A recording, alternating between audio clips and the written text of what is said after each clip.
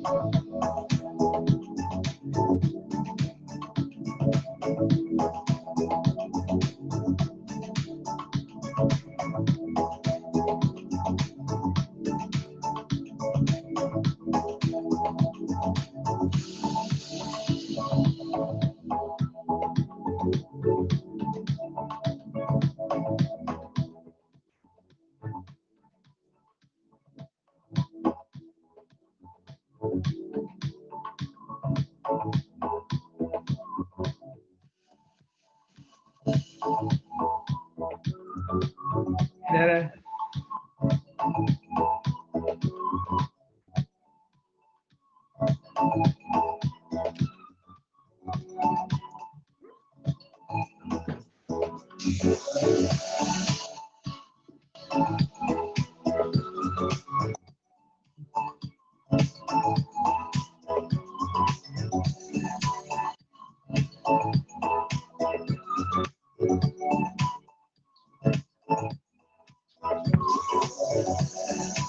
How's it going, Netta?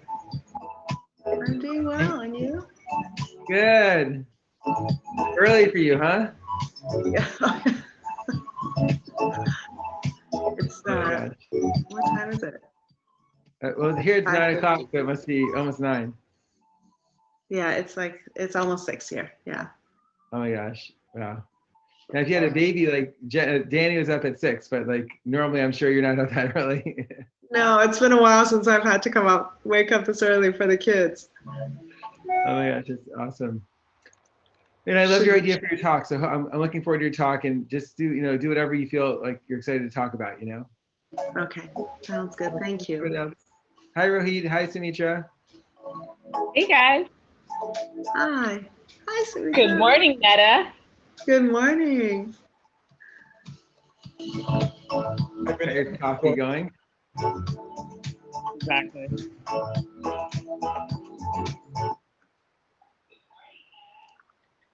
We're actually in San Diego visiting family, Oh, that's so nice. and my dog keeps whining, and he may actually have to join us on our meeting. That's okay. I've done webinars where the baby has joined me, okay? Yeah, exactly. It's doable. Yeah. Hi guys, Hi, Ashwin. how are you? Hi. Lovely seeing you guys here. Oh, Oh, wow. Look at the puppy. Hi Noel.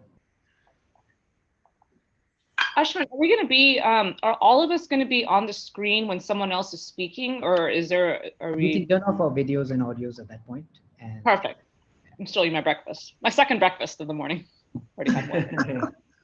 What time was your first one at? 5:30 in the morning. The 4-month-old at home. I have the opposite problem. I have to wake up my kids forcefully by noon.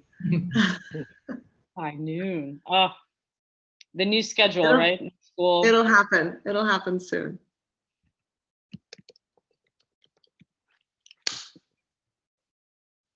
so how are things in the US right now? I mean, in terms of the COVID situation. Okay. We actually just met with this. I mean, I think Houston's been in the news, but we've had some issues in Houston just over the last week or two. But we're always in the know, maybe a little too much, hearing about percentages going up. So I don't know what that'll really result in, but it's just we didn't have a problem the first time around in Houston. So now that they're higher than they were in March as far as hospital admissions go, that's why they're getting concerned. But that's okay, because we're just going to kick out the Houston Texans, and they're not going to get to play in their football stadium this fall, and we'll just use their place because it's already been set up. Yeah. Hi everyone, this is Dr. Maipal Sachdev. Hi, sir. How are Gary, you? that was hi. Hi. Steve, you're in as well. Hi, Parker, Steve Slade. welcome. You are in 3 webinars, sir, at Yeah. simultaneously. So I'll be exiting in 15 minutes. So I guess we do have the Houston connection here with Hey, Steve. Houston's well represented. Hey, Sumitra, how are you doing? Good. I only see Steve at webinars, though. And demonstration. Exactly. Good morning, Steve. Good morning, everybody. Hey, Nita. Good morning. Hello, Ashwin. Hi, Hi, sir. hi, Dr. Partha. How are you? Hi, Rohit. Dr. Partha, hi, how are you Hi, doing? Ron. We will start in about a minute or two. We're just waiting for a few more people to join in, and we'll just give them a few more minutes to join in, and then we'll start. Now, Ashton, is this only on Zoom, or is it also going to Facebook? What's Yes, this on? it's also live on YouTube and Facebook on the IIRSI page. So, Okay, very cool. yeah, so there are already 2,000 plus people who are subscribed to that, so probably we'll have a look at it as well. Even if not live because of timing mismatch, but probably we'll see it over the course of the next 24 hours, for sure. Your last meeting had an amazing turnout. Oh yeah, that was a good one. Thanks for your invitation. But I know. think, oh, thank you. Of course, I mean, this show wouldn't have been what it is without you guys. All I can say, thank you for saying yes. Steve, Noel, Neda, Sumi, Bill, Namrata, Maipal sir, Rohit sir, all of you guys. Good evening, Ashwin. I've come. Perfect. Hi, Dr. Jeevan. How are you? Yeah, fine. Thank you. Fantastic. Okay. Ashwin, hello. Thank you for the invitation and opportunity. Absolutely. No, huge respect for you. So thank you for saying yes. How could I not say yes? It was absolutely great to be part of it. Anji, Dr. Tatyal, how are you? Fine, sir. Good evening to all of you, sir. And good morning to people across the world. Hi, Okay. Partha. Hi, morning. sir. It's good evening for us here, sir. So, Tatyal, you closed your office? I heard your office people had COVID or something. Yeah, my office is closed for a few days. It's been fumigated twice.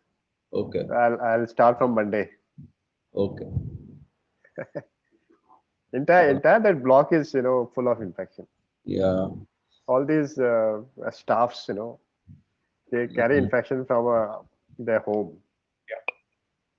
And so much so, despite telling them everything, they are still into public transport system and without, Yeah, taking care of distancing and everything. so they are very careless in that way.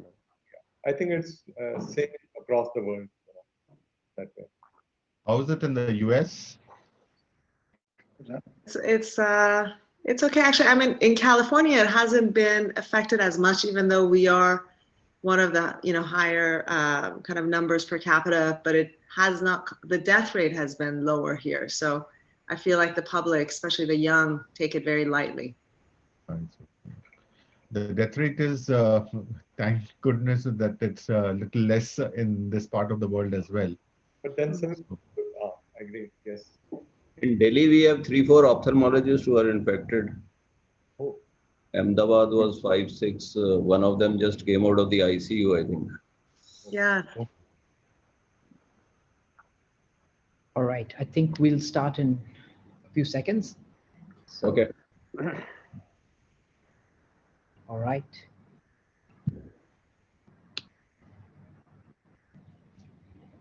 We're close to 150 people already here. So we're going to start this webinar now. And it's the problem, precision, and premium webinar.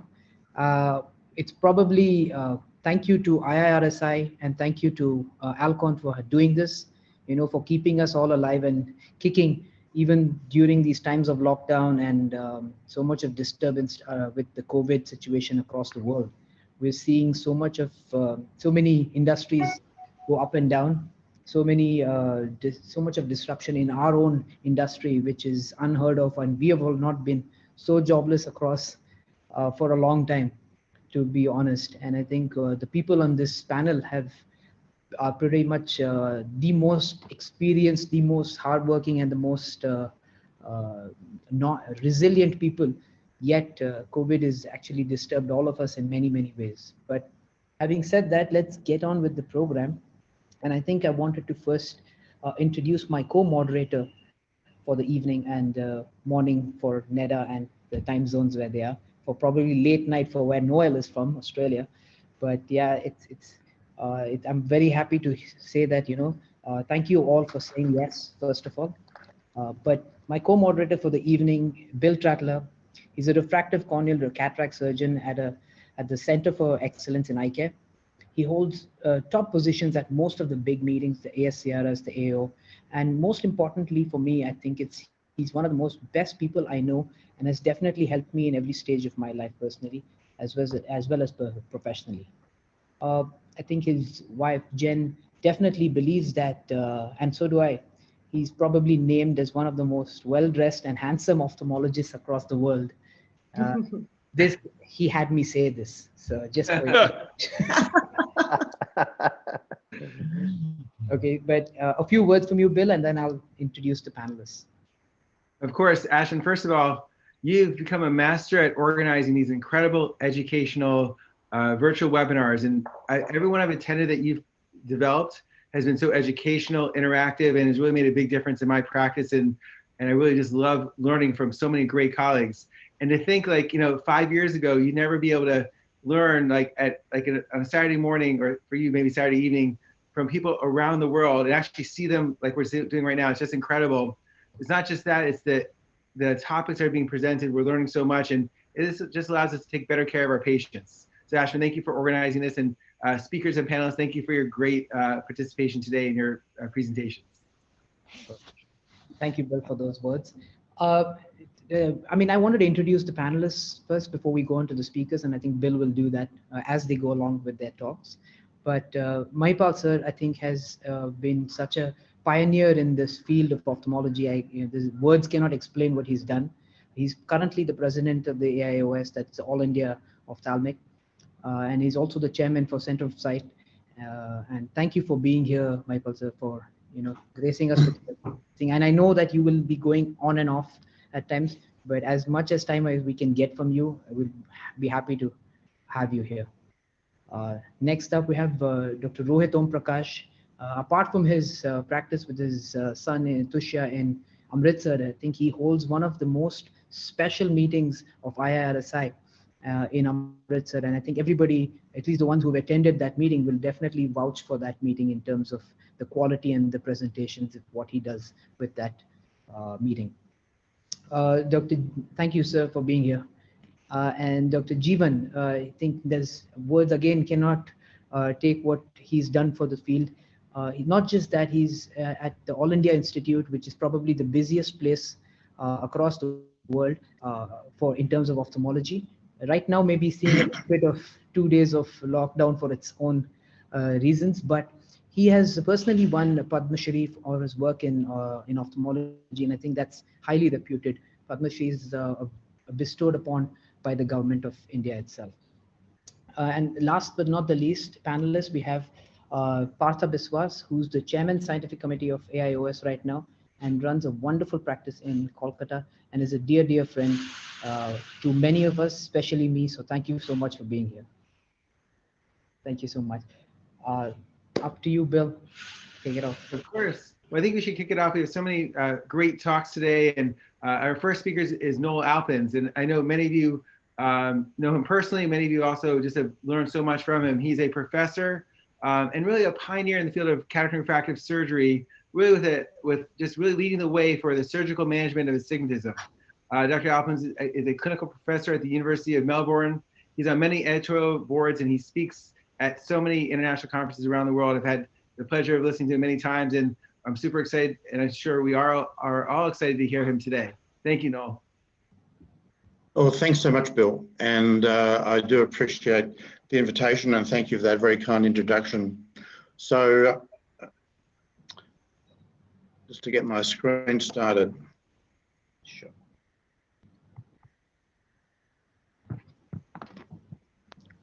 Can you all see that? Not yet, Noel. Not yet? Open the application and then share the screen. And for the attendees, meanwhile, while Noel is setting it up, the Q&A box is where you want to put all your questions in. I mean, the chat box kind of gets cluttered, so please put your questions in the Q&A box, and we have more than 30 minutes at the end to kind of answer all your questions. And don't worry, we will answer all of them. We have a great set of panel over here who are going to be with us and help us. I'm not on yet. I have to get my thing going. Noel, is your I'll share present? yours.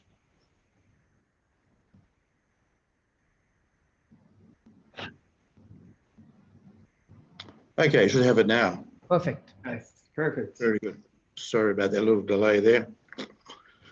Can we What's important in... I beg your pardon? No, I'm just telling the others, if we can switch off our videos, it'll be better for your presentation.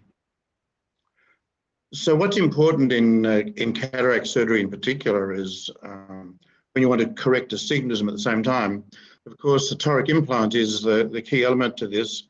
And what I'm going to speak about today is not only the toric implant being how to calculate the magnitude using total corneal power, not just anterior corneal power, how to manage when you do get a refractive surprise, and how vector analysis can help you determine where the surgery has gone wrong or where you can improve on it, and then a group analysis using a calculator on the IIRSI website to be able to look at as many patients as you might wish. So looking at the preoperative parameters, and it's really the anterior corneal power, either SIMK or manual keratometry or core-T anterior, which is used for the formula to determine the actual spherical power of the implant. But I think if you want to get more accuracy in the astigmatic part of the toric implant power, you should go to total corneal power, not just using an extrapolated or estimated power by formula from the anterior, but actually the measured total corneal power, either from one of the tomographers, or what I use is core-T total, which is taken from the eye sort that is interfaced with the tomographers. So looking at this particular case, you can see that the anterior corneal power is about 2.8 diopters in astigmatism, but actually when you look at total corneal power, it's only 2.35. So the numbers are different and they're not interchangeable. So total corneal power includes the posterior cornea, which is the most important component to increase the accuracy. So when you bring the actual phaco incision into it, which is, let's say, a half a diopter of flattening, the 2.35 in the astigmatism of the total corneal power, actually you only need to correct 1.85 diopters when you're looking at the incision being placed on the steep meridian here, which is at 75 degrees in this particular case. So that comes down to the IOL power at the corneal plane of 1.70 using a power of the implant at the implant plane of 2.25, which is over here as part of the implant, and spherical equivalent being 30. So you can calculate from that, or this is the Assort calculator, which is available for free for all to use at www.assort.com for free, and also for IIRSI members, also for free on the IIRSI website. And so the calculation comes out to how to choose what power implant. You can determine by the target refraction, both the sphere and the cylinder. So there hasn't been an axis change here, and the magnitude is low. So this is the implant of choice without having any axis flip at all. So moving on to the result, if you find yourself left over with some astigmatism in the manifest refractive cylinder, in this case, minus 1.25 diopter cylinder, once it's more than a diopter, it's going to be more than the patient can tolerate. You want to really determine how are you going to work out to maybe you can adjust this implant in its position. And so just doing a calculation using the refractive surprise calculator, also a free application on the Assort website and the IIRSI website, you can determine that if you actually rotate that implant in a clockwise sense by 18 degrees, you're going to reduce the implant, you're going to reduce the astigmatism left over from 1.25 down to 0.4. And that's a very worthwhile adjustment. Once you get it down to less than half a diopter, the patient is going to find that very acceptable, and their vision with a refraction like that is going to be an excellent visual result. And here's where the vector analysis can help you, because you can see, well, what might have gone wrong here? We can see the angle of error is 15 degrees, which is very similar to the amount you need to rotation, which are not always exactly the same, but they're close. And you've got here a magnitude of error. In other words, the implant is probably overpowered by about half a diopter, because the correction index is 1.26, 1 being the preferred number. And that's really that relationship between the SIA and the TIA. You can see you actually achieved more than you wanted to, and that's why this implant is slightly overcorrected. So that's looking at a single case. If you want to actually look at as many cases in a group analysis calculator, so on the IIRSI website, and this is free to IIRSI members, you can do a refractive analysis, which is like a laser analysis from post-op to pre-op, doing the vector analysis of seeing how it performed. If you're doing corneal surgery and incisional surgery, you can do a cornea versus cornea analysis. But a toric implant analysis is a little bit different, because you need to do a hybrid analysis. And what I mean by that is you're going to compare the postoperative refractive cylinder to the preoperative corneal astigmatism. So it's hybrid, it's a mixed analysis. So looking at this analysis, this toric IOL hybrid analysis, we have here 43 eyes, for example, and you can see on the bottom two screens, the bottom two graphs, the first one being showing the regression analysis of just the SIA versus the TIA, getting a line showing that it's pretty close to 1. And then over here on the right-hand side, you can see the angle of error where about 40% of eyes were plus or minus 5 degrees, but there were some lying outside that. And as Daniel Tegnoto showed in his 2018 paper, really, you don't really need to worry about rotation unless it makes a significant difference and it's more than 10 degrees off axis when you start thinking about that.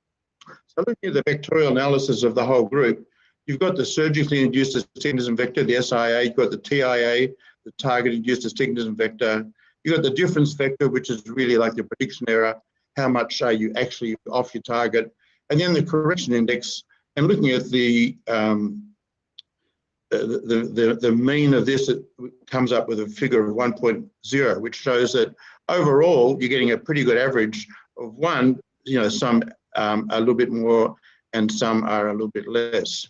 So in summary, I think you need to know your toric IOL calculator and its own capabilities.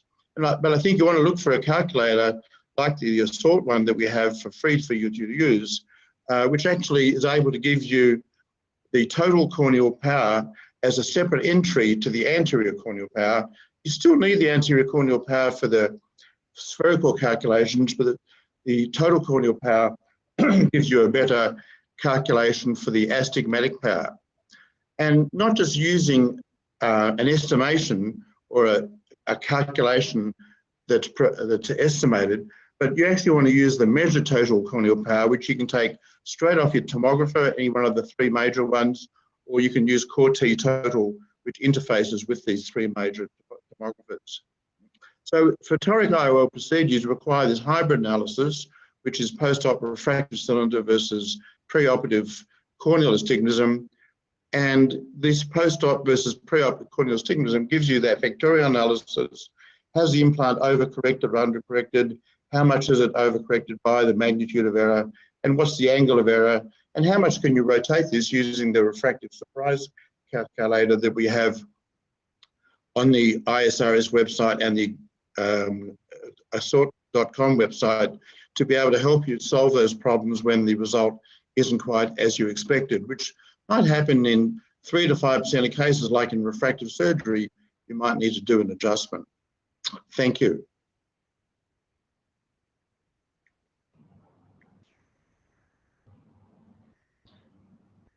Perfect. You're wonderful, Noel. That was just a spectacular talk, and you're so educational and really help us really understand astigmatism and how to really plan for our IOLs. We already got a couple of questions, but we're going to save those for a little bit later because we're going to jump to our next speaker, Dr. Neda Shame. So Neda, we're so excited to have you.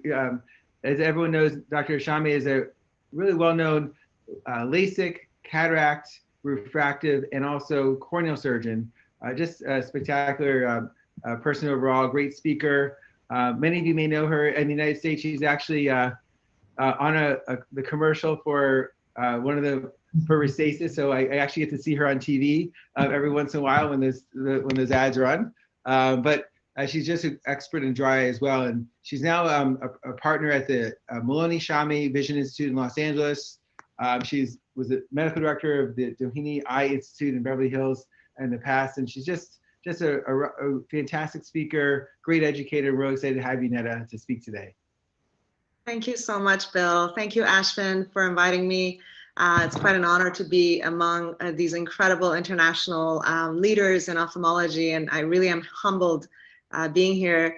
If I stumble on my talk, don't mind me. It's 6 a.m. here in Los Angeles, so bear with me here. Let me share my screen. Can you all see it? Yep. All right, fantastic. Again, thank you so much for having me.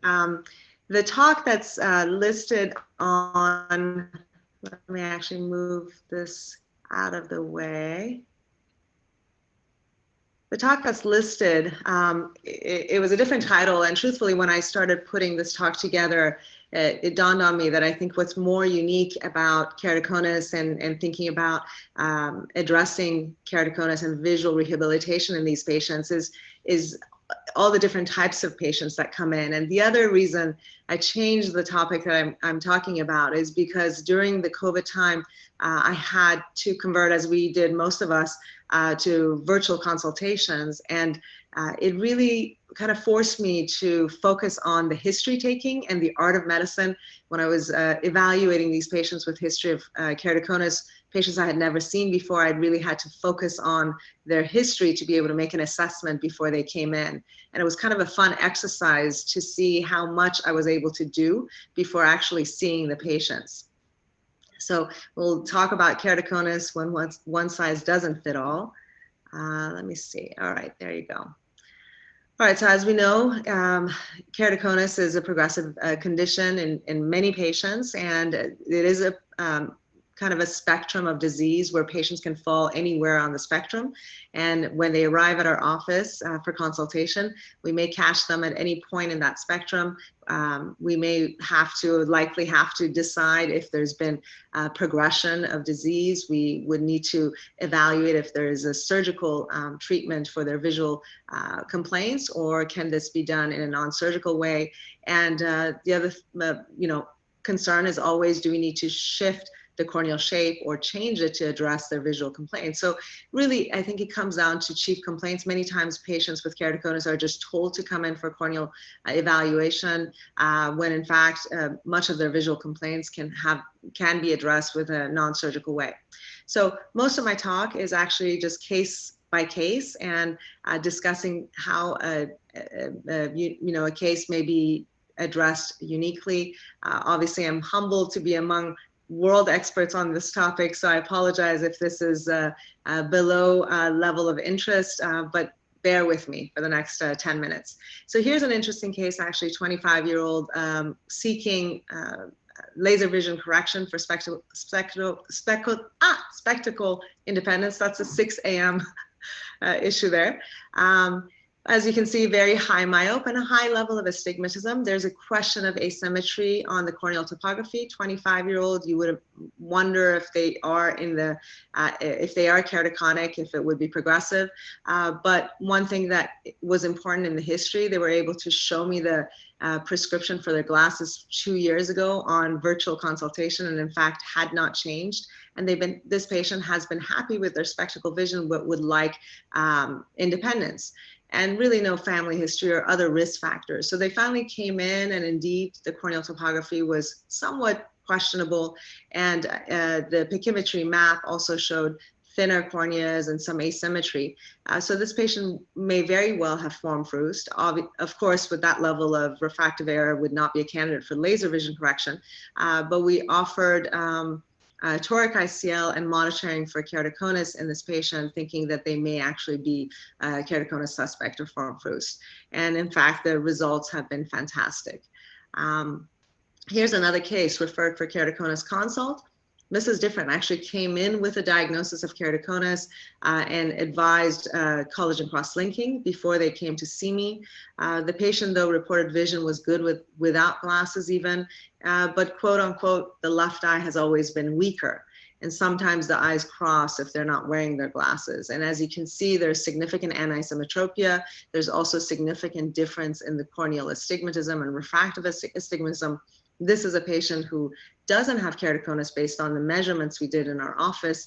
Very symmetric astigmatism on corneal topography, very symmetric anterior segment OCT pachymetry map on this patient.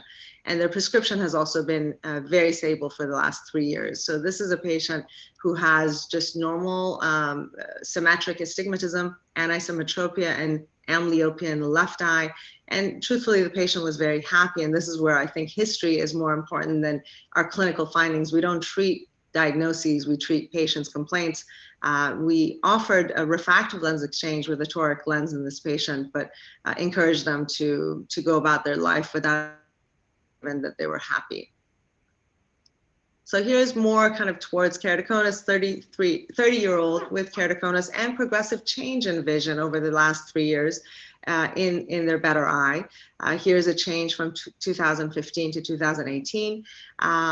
Was able to wear RGPs, but now is not able to tolerate them. Again, much of this history without the topography was taken from virtual consultation, and patient was an avid eye rubber.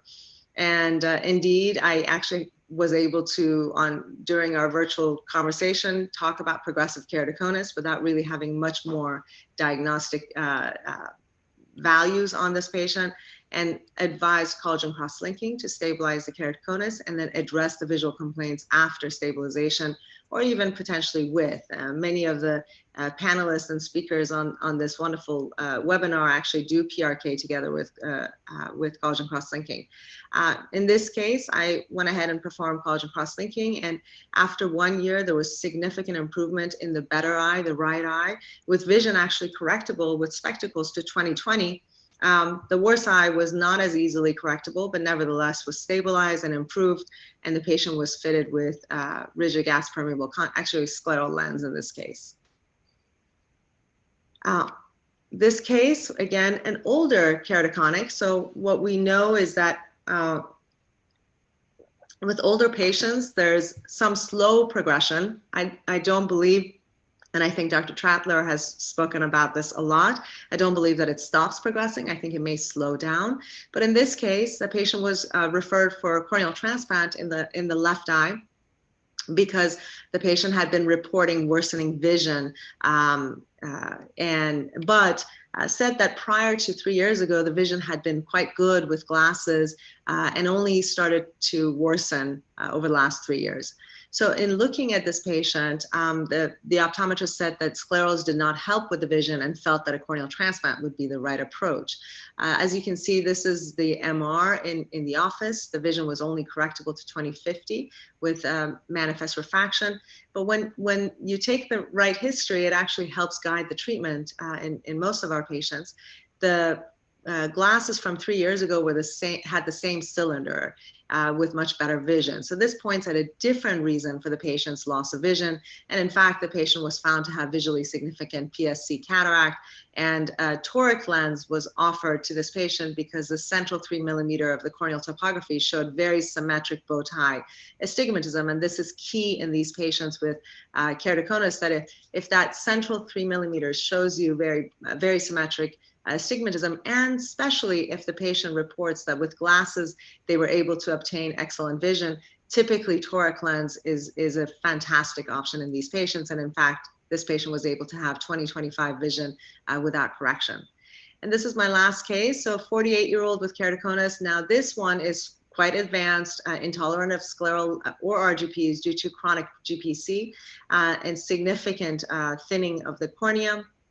And at the apex was actually less than 300 microns.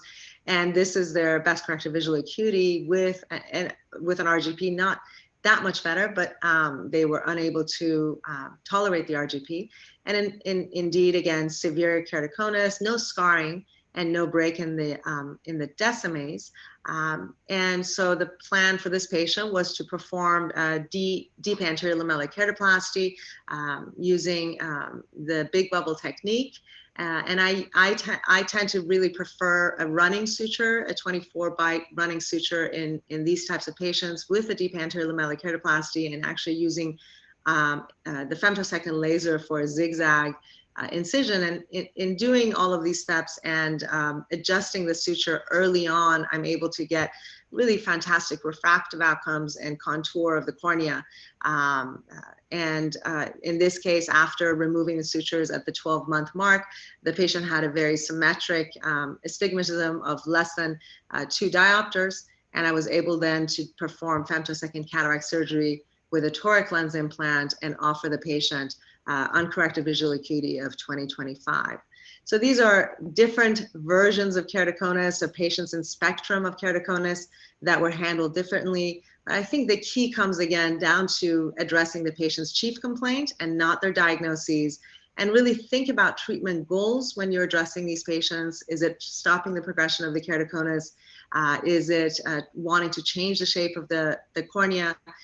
and consider lens-based options to optimize the patient's vision. And lens-based could be in the form of an implantable contact lens, a refractive lens exchange, or a toric lens in those cases that have very symmetric central astigmatism. And also, I now am, with all the advances in the field and experts like yourself who have led us this way, corneal transplant has become the last resort in many of these patients. Thank you so much. And this is my family who's fast asleep in the other room. And I really thank you again, Ashvin and Bill, for inviting me to join this wonderful webinar. Thanks. Neda, could you just stop the share? It's the orange button on top. Yeah. Yes. Perfect. I mean, Ashvin, what do you think? That was a spectacular talk. I think that was great. It gave such a holistic view of the whole keratoconus picture, which takes you from the mild cases to the moderate and the advanced ones. So gives you a spectrum of what exactly someone would do in their practice and probably should do, or probably refer them to Neda, and then she'll take care of it. Thank you. Absolutely, that was beautiful. And we got so many great questions for both your talk and Dr. Alpin's talk. So please, everyone, ask more questions. But we're gonna have a great Q&A session coming up. So now we're gonna move on to our next speaker, Dr. Stephen Slade. Dr. Slade is, as everyone knows, a corneal cataract and refractive surgeon in Houston, Texas, and he's, I mean, when I was in training, he actually taught my professors. Not that he was really young, but he actually taught my professors how to perform LASIK. So he's been at a cutting edge from for decades. He's just an amazing surgeon, amazing doctor. He runs one of my favorite meetings as well in the year, called the ACOS Aspen meeting, which is just a fantastic meeting in Colorado every February. We're really excited for his talk today. Thank you, Steve, for presenting. Oh, great. Thanks, Bill. Ashvin, I've got, can't start my video because the host has stopped it. Okay, wait. Ravi, you just have that. If you would just flick that on. Yep, we'll do. One of the worst things about this whole pandemic is that it try now. Wrecked. There we go. Great. One of the worst things about this whole pandemic was that it wrecked my trip to India for Ashvin and Amar's meeting. We had my whole family ready to go, and we really, really regret that. That hurt. But thank you very much for including me on this morning. Thank you, Bill. Thank you, Ashvin, and everybody who showed up all around the world at different times. I really do appreciate it to be included in such a great meeting. So let's go on and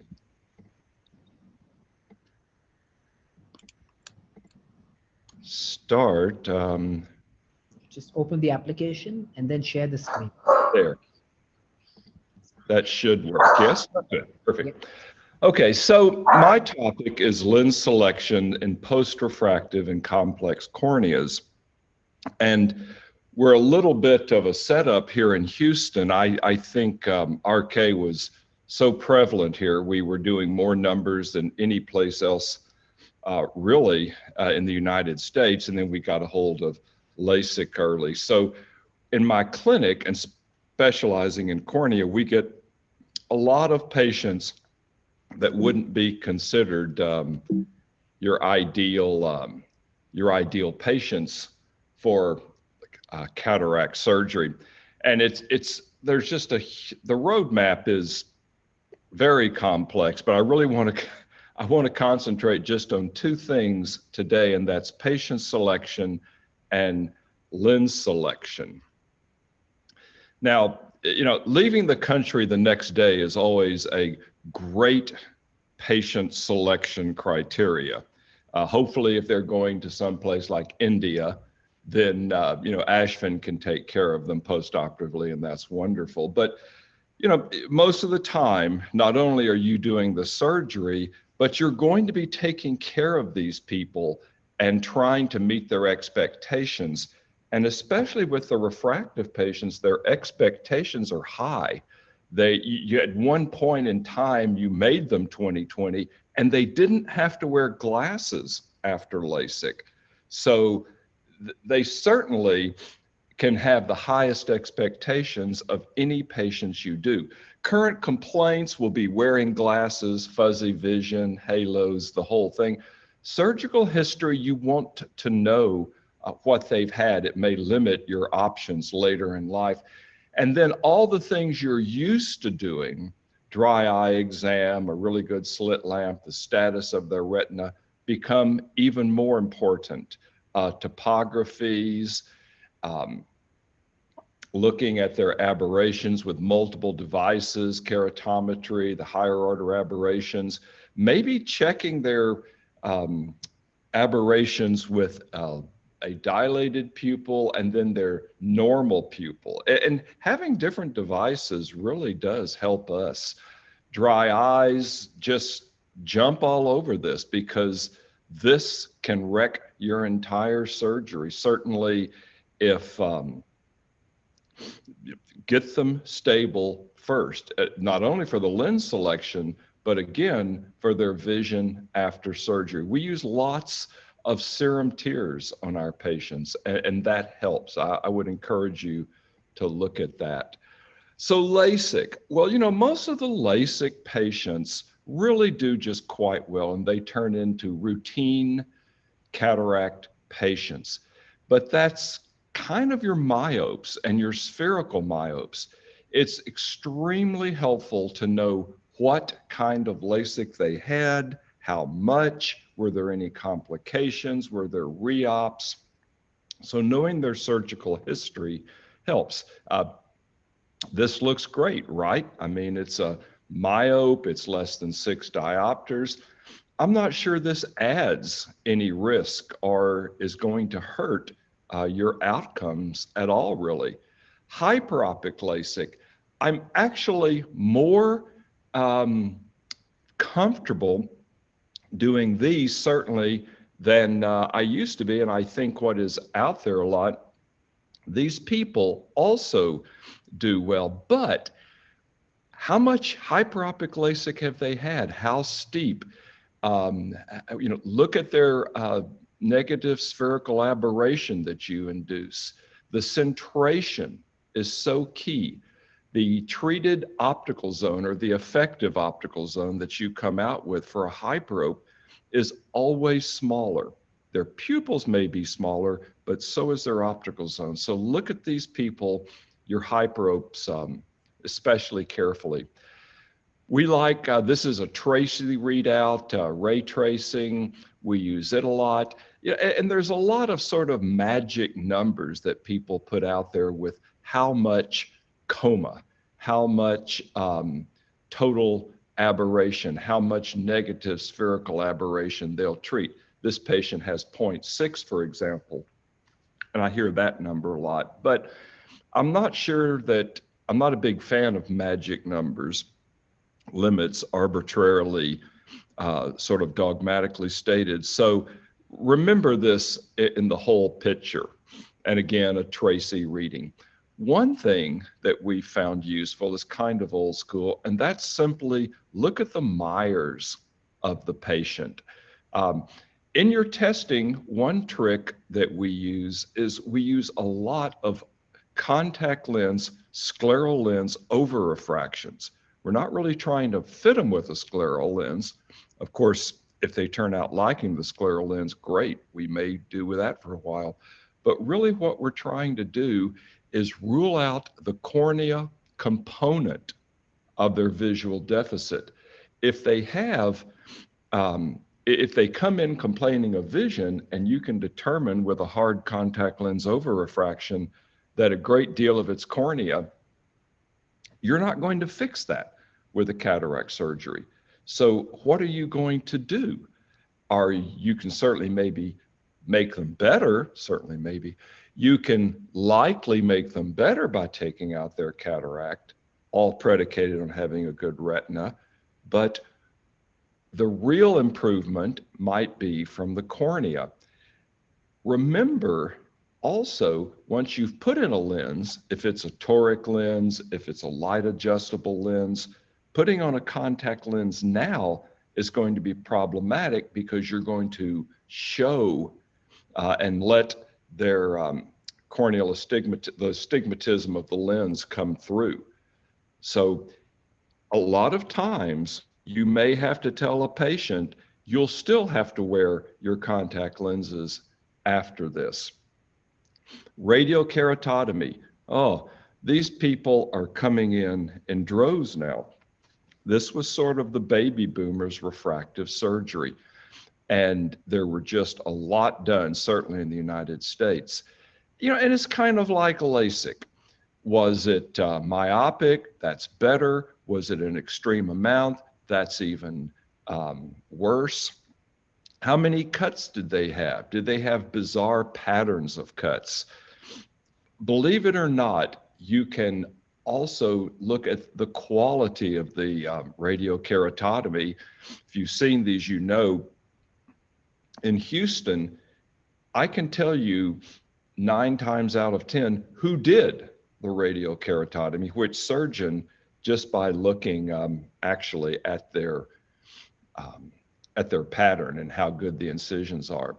Subepithelial fibrosis, little things like that. You think, and that's just under the epithelium actually. You think, well, that's not a big deal. Well, look what the patient actually was able to draw it. So it is a big deal. Things like that need to be taken care of. It's really the history. And then beyond radiokeratotomy, you've got your previous corneal surgeries from myopic keratomileusis, epikeratoplasty, penetrating. This may sound like a history lesson, but you're operating on older people. And these are the surgeries that they have had and will bring to you. So how about lens selection? We use certainly standard IOLs, but we also use extended depth of focus, and we use trifocals, and we use light adjustable lens. We're able to get 87% of these people to where they say they're never or only a little wearing glasses.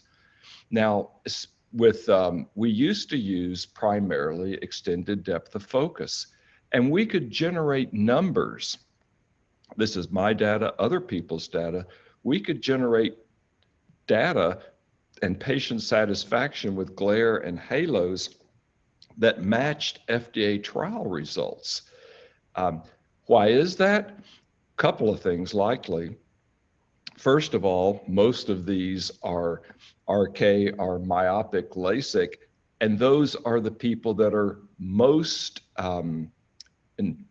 sort of incentivized to do well. They've already proven that they can adapt, they have neural adaptation, that they can do well with these people.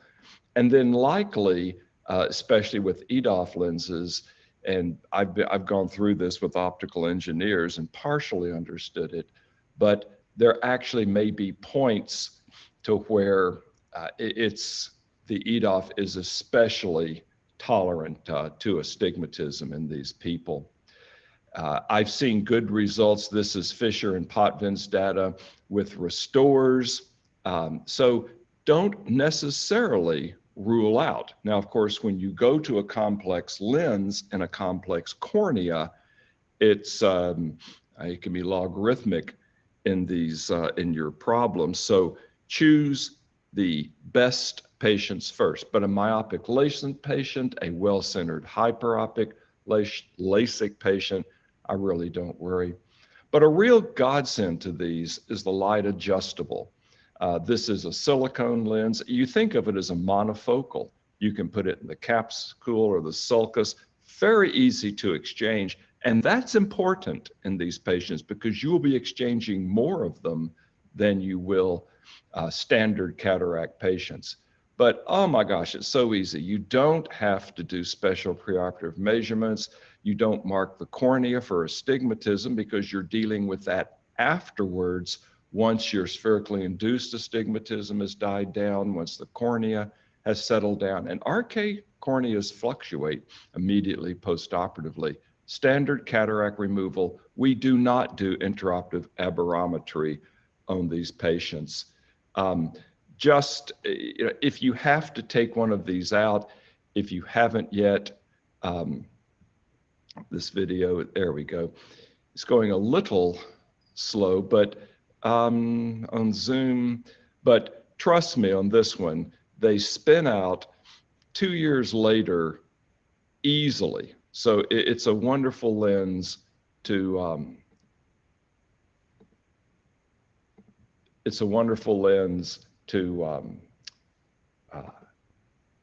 be able to exchange. So when you do get a lens in, and just a word about exchanging, run through your options before you exchange them. Is it the capsule? Is it the lens? Is it the cornea? Put on a hard contact lens again. Ask them if they ever saw well. Did they see poorly from the start? Might be the lens. Did it get worse over the time? Might be the capsule.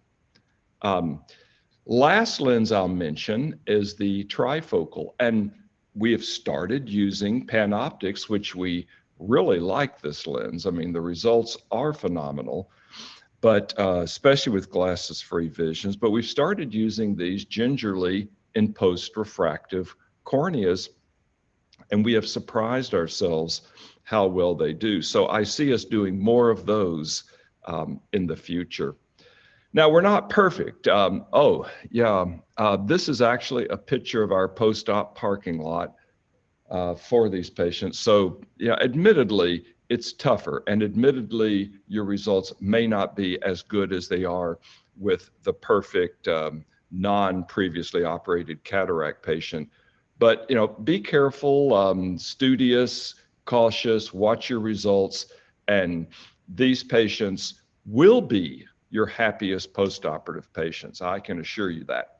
Thank you very much.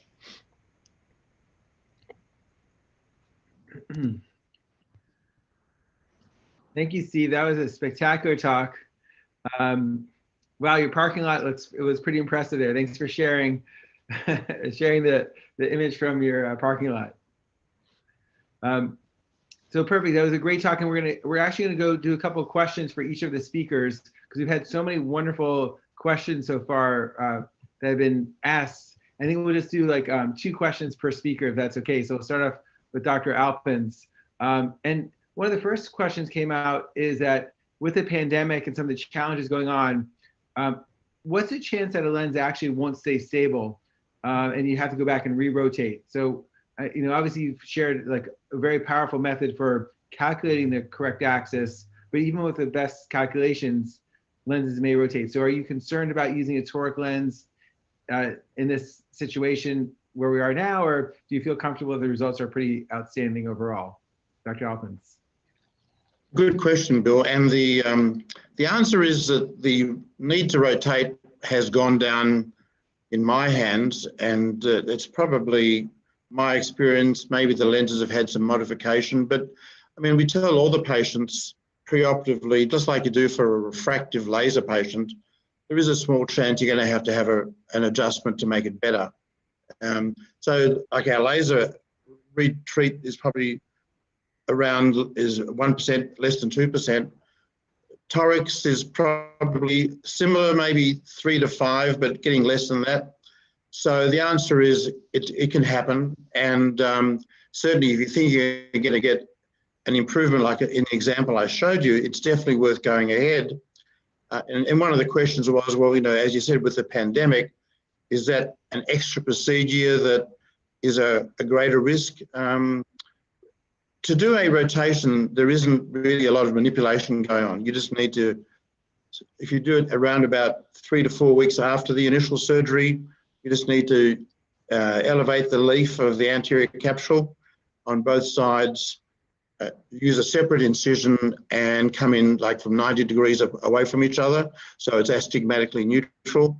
And just with the Sinskey hook, you can just rotate it as many degrees as you need, using, say, a Callisto or other imaging device for your starting point, and you know how many degrees you have to rotate it, like in that case with 18.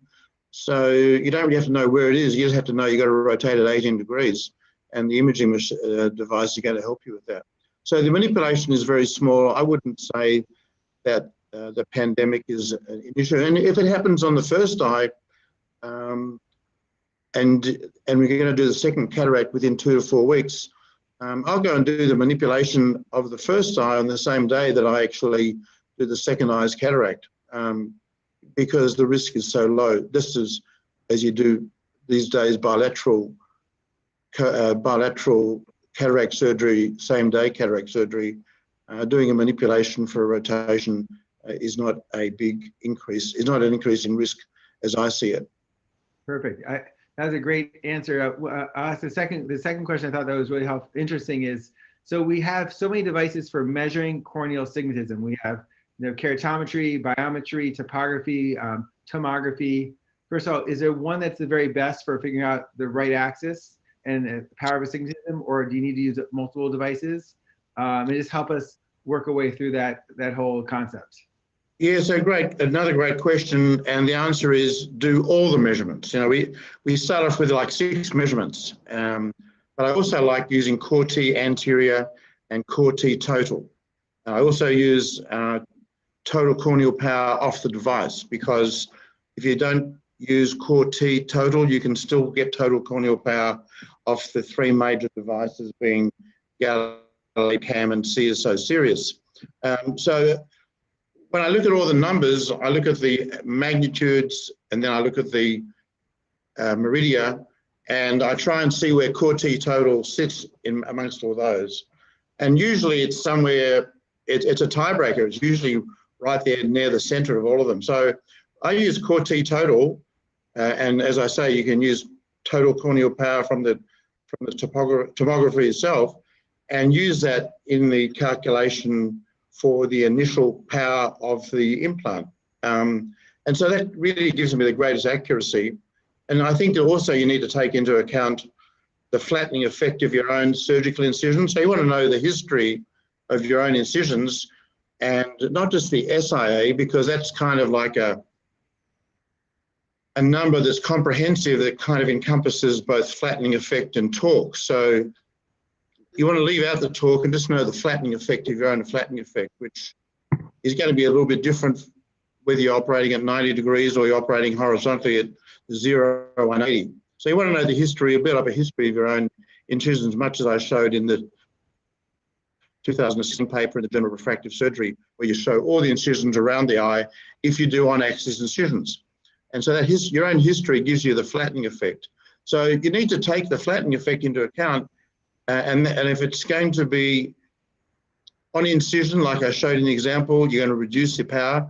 I tend now to move to temporal, slightly upper temporal or lower temporal, being a right-handed surgeon, because you just don't want to change anything. And so when you do the incision on the steep meridian, things tend to change a lot. Whereas you do things on the flat meridian, we showed, it's pretty static, nothing changes much. So in toric implant surgery, you don't want your incision to change anything. So you want to go to your most astigmatically neutral position on the eye, because that's going to give you the most consistency.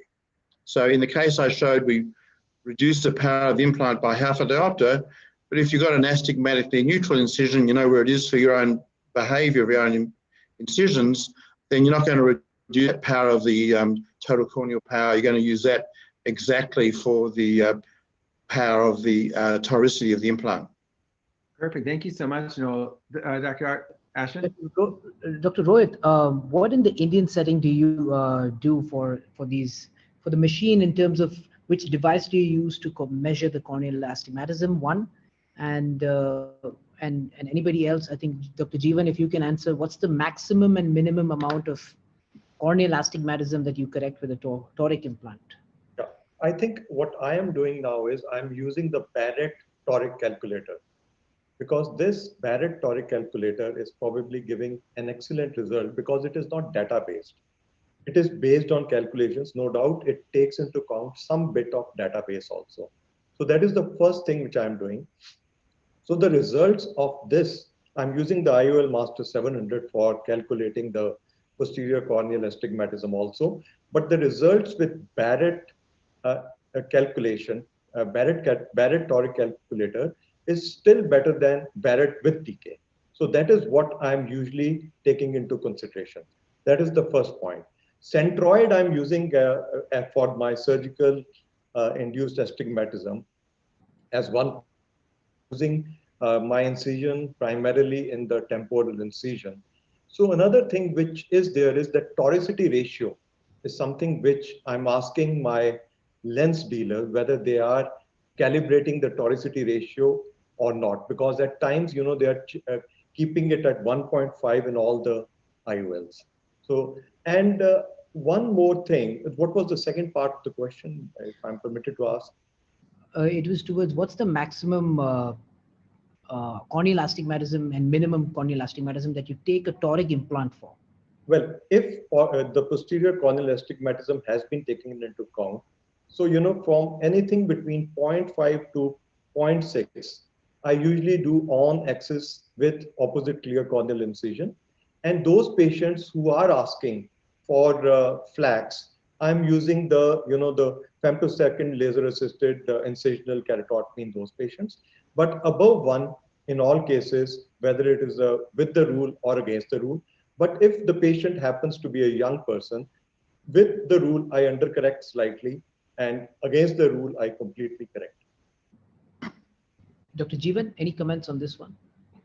I think Rohit has answered very nicely all the things, but considering the fact nowadays we talk about trifocals and multifocal lenses or extended depth ERB lenses, there I think the amount of astigmatism which we take into consideration would be less than 1 diopter also. But if using a monofocal lenses, yes, I would say 1.25 diopter would be the lower range for most cases. But the standard lenses which are available to us will correct the corneal astigmatism up to 4 diopters. And in the Indian scenario, we have a lot of Indian companies giving us a customized toric lenses which can correct up to very, very high numbers also. So upper limit is, you know, not exactly can be say cut off there, but you can have a customized lenses. But majority of our cases will be, you know, in the range where most lenses are available. But I understand it is the importance would be for a multifocal and trifocal lenses for getting up to less than 1 diopter cylinder also. If I can make a comment also, I agree that up to about 4 diopters of astigmatism can be corrected with toric. I would like to emphasize that if the patient has any signs of forme fruste or keratoconus and they have higher cylinder than 4, I would urge not to, you know, do any limbal relaxing incisions in addition to the toric, because obviously that would decompensate the cornea. I can comment on that. I recently had a patient who had post-refractive ectasia, a patient of mine from 20 years ago, and I've been looking after her and did cross-linking and got the cornea stable. She ended up with 6 diopters of astigmatism in one eye and 8 in the other from an eye that was previously close to spherical. So she was post-refractive, she was keratoconic or keratoectasia secondarily.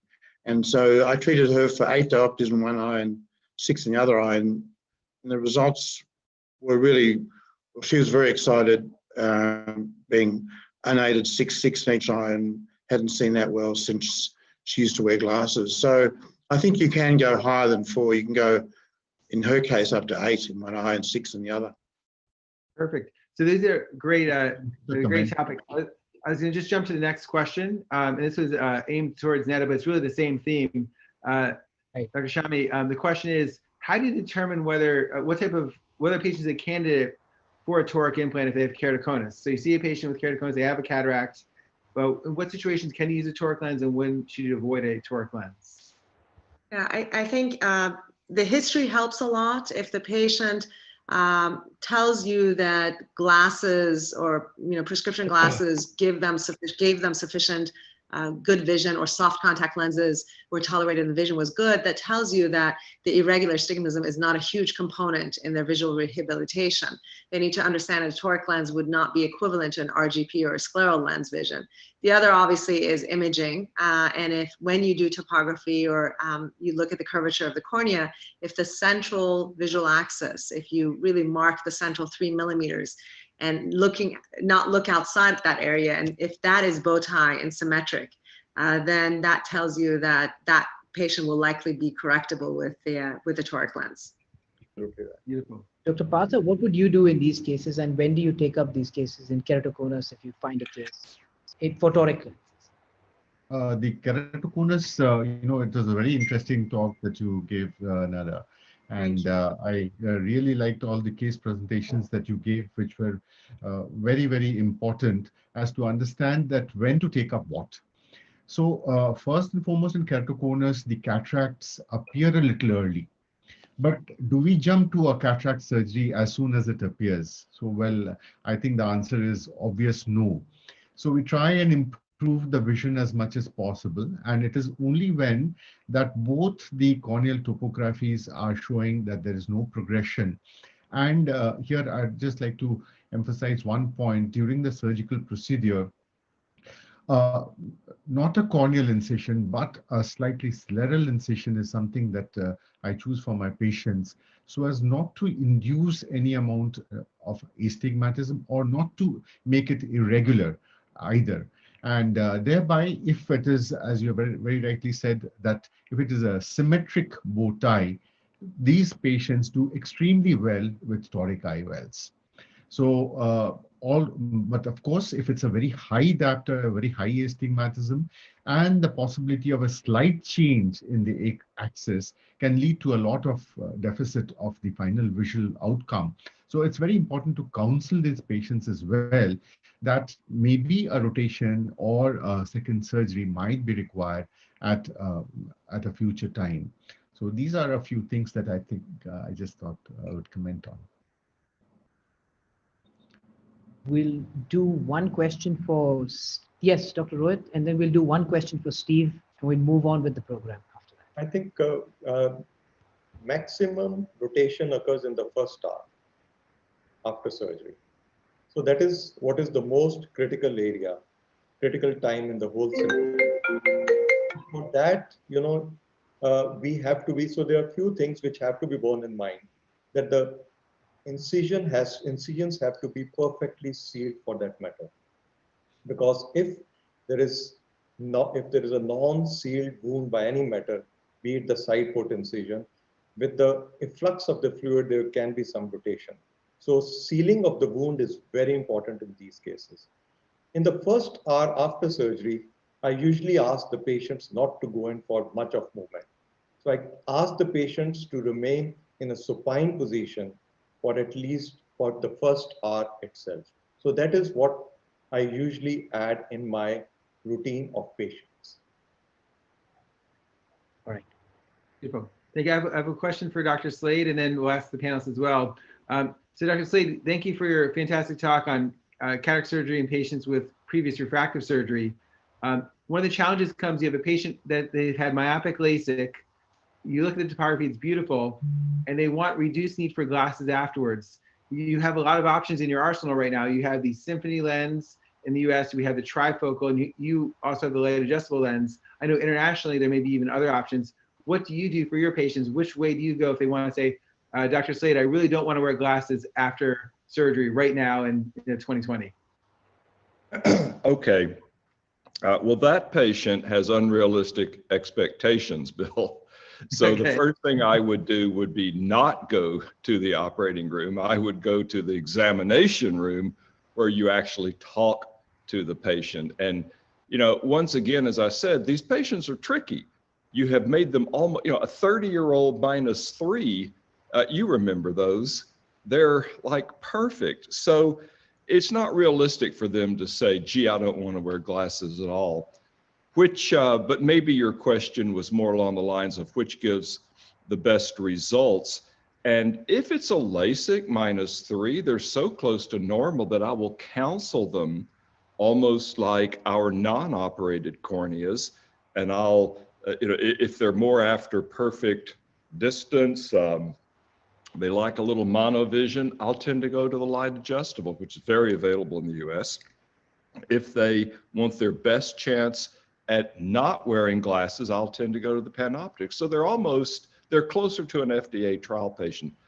Last pearl is that RK patients, LASIK patients, all these people will not see as well on day one post-op in general as a virgin cornea. So lower that expectation. Don't, when they come in and they go, gee, everybody in the waiting room is seeing perfectly, but me, it's best if they might expect, tell them they're special and that they're going to see better than an astronomer or something, or better than Bill. Anyway. Thank you. I just want to make one point here. A patient who have all undergone previous refractive surgery, maybe a radial keratotomy or a LASIK, in these group of patients, I would normally advise we should do a wavefront analysis for these patients. I use IIRSI for all cases to see what is actual corneal wavefront for these patients, aberrations. And that will make your decision much simpler. If the cornea is too aberrated, then I think trifocals or multifocals should be avoided in such cases. Maybe you go for a plain spherical lens and try to remodel the cornea or before doing a surgery also. So I think that's an important point people have to take into consideration. Sure. Beautiful. Thank you so much. Ashwin, should we go into your talk now or do more? We can move to my talk. I just want to say that Dr. Partha probably has to leave to another webinar. So thank you, Dr. Partha, for being here. It's been a pleasure. Thank you very much. Thank you. Thank you so much, everyone. Thank you. Thank you so much. Thank you.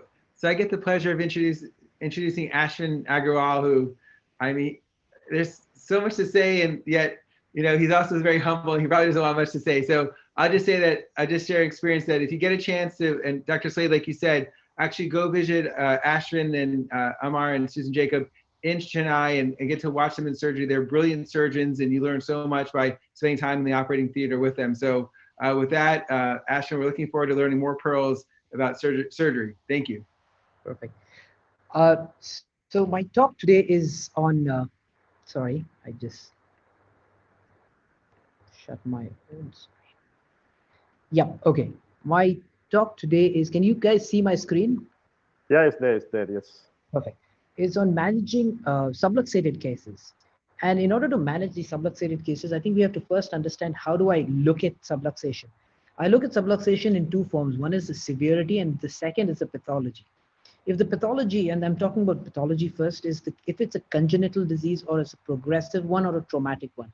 Any of the first two, I would straight think of probably not having the bag for a long period of time. This bag is diseased and is not going to stay for a long period of time. And you want to not deal with bag issues after placing an endocapsular ring and an IOL and so on and so forth, which we would find, and we've found many of these cases having the bag IOL ring complex on the retina. The second being said is the traumatic and iatrogenic ones, which I deal with when it comes to severity. And I know there are many options out there, but this is something that I do on a personal basis. So let me just explain what I do. One is the capsule tension ring, which is if it's less than 3 clock hours, I just place a capsule tension ring and that's about it. If there is 4 to 7 clock hours, I probably put a suture segments. And nowadays I put a paperclip hook, which is what I will be showing today. And the third one is if in case it does happen, there's an intrascleral haptic fixation with no sutures. I personally don't like sutures too much because they have their own issues to deal with. Talking about the paperclip capsule stabilizer, I think it's a uniplanar device and I think it's made out of PMMA by Mocha. I have no personal financial interest in this, but what basically the paperclip hook does is it goes under the anti-capsular rim in a 2-point contact with the capsule edge, the capsule edge. It does not take care of the equator, so you really need to put an endocapsular ring as well to actually stabilize this. What is the advantage? We'll come to that as soon as I finish the video presentation of the paperclip hook. So basically, here's a big subluxation. I'm basically making a scleral flap at that site. After making my, after doing my capsulorhexis in these cases, you can see very few zonules out there, which is just holding that bag in place. I'm making a 23 gauge needle entry in the sulcus space behind the flap. Hold that with a gluteal forceps, pull that distal end out. Now I'm making my capsule tension, my capsular hooks to hold the bag in place intraoperatively. This is just to be intraoperative. Now I place a Gabor-Chariot's tunnel, cut off the excess of this stabilizer and place it into the tunnel. Once this is done, and once the nucleus kind of comes out easily, but what happens is the bag kind of crumples on itself, and that's something that you want to avoid. So you place a capsule tension ring. I like to drop the capsule tension ring rather than dial it in place, because that really doesn't help me. After doing that, I perform a complete irrigation aspiration. Once my irrigation aspiration is out, I remove the capsular hooks. I leave the paper clip stabilizer here, and I place my intraocular lens in place. This is how it looks immediate post-operatively on table. I put some glue to kind of close the flap, because I don't really need sutures as it's up to the eye itself.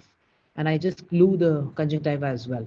So this is the first day post-operative of the pictures of the patient. And this is how it looks on table, on the slit lamp post-operatively. Here you see the haptic inside the sclera. Using a UBM, you can actually do this. Having said that, you can place two. I've not done it yet, but yes, I've seen cases where Susan has done this. This was devised by Dr. Susan Jacob. Yes, these are the advantages. This is just for the audience. If they want to take a snapshot of that, it's perfectly fine. But major advantage, which I would say, is that you don't need to use sutures, and all the suture-related degradation and issues that come with erosion are not there anymore. You won't find any more dangling bags. But sometimes things are not so clear, and you would find this on table many times, where you see that you've shaken the eye, everything looks good. And once you go inside, I always make this Wong incision in my cases, especially in the routine cataract surgeries. But once I go in, I start seeing that this bag is not so steady on one particular side. And on that particular side, I start to place a capsular hook in place. Once I've placed my capsular hook in place here, I kind of do my hydrodissection just to hold on, just make sure that that bag does not dislocate or does not move around too much while I'm doing my phaco emulsification. Once I've done my phaco emulsification with the probe, and now make sure that, ideally don't try to do that, but irrigation aspiration is pretty clear if you keep the capsular hook in place. If you remove that capsular hook, it gives a chance for the vitreous to kind of come forward, and you might have some vitreous disturbance. And always take that last piece out at the end. And there you saw that. You saw the bag was a little zonal dehiscence was definitely there. And in these cases, I don't actually intend to do, because this was a pseudo exfoliation and so on and so forth, I don't intend to do a retain the bag in these cases for a long period. I've not done any vitrectomy, I've not done any infusion, keeping the capsular hook, which is keeping my vitreous at bay. I'm now passing 22 gauge needles and doing my intrascleral haptic fixation using a Yamane hybrid technique over here, but it's basically to externalize the haptics. Once my first haptic is out, I'm now holding on to that while inserting the trailing haptic inside. Now placing my, through the sulcus space, I place a glue diol forceps to grab the tip of that haptic and bring it out. Again, I have not vitrectomized this eye. There's no infusion, which doesn't need to be. Now I remove my capsular hook, because now I know that there is no disturbance of vitreous that has happened up until now. What this does is basically avoids any vitreous disturbance. I don't need to be, as an anterior segment surgeon, I can perform this. So I've basically placed this lens in the sulcal space without any use of disturbing any vitreous or anything of that sort. And here is my glue, which I'm using to close the flaps. And this is a 3-week post-op 6/6 patient, is brilliant, very, very happy in these cases.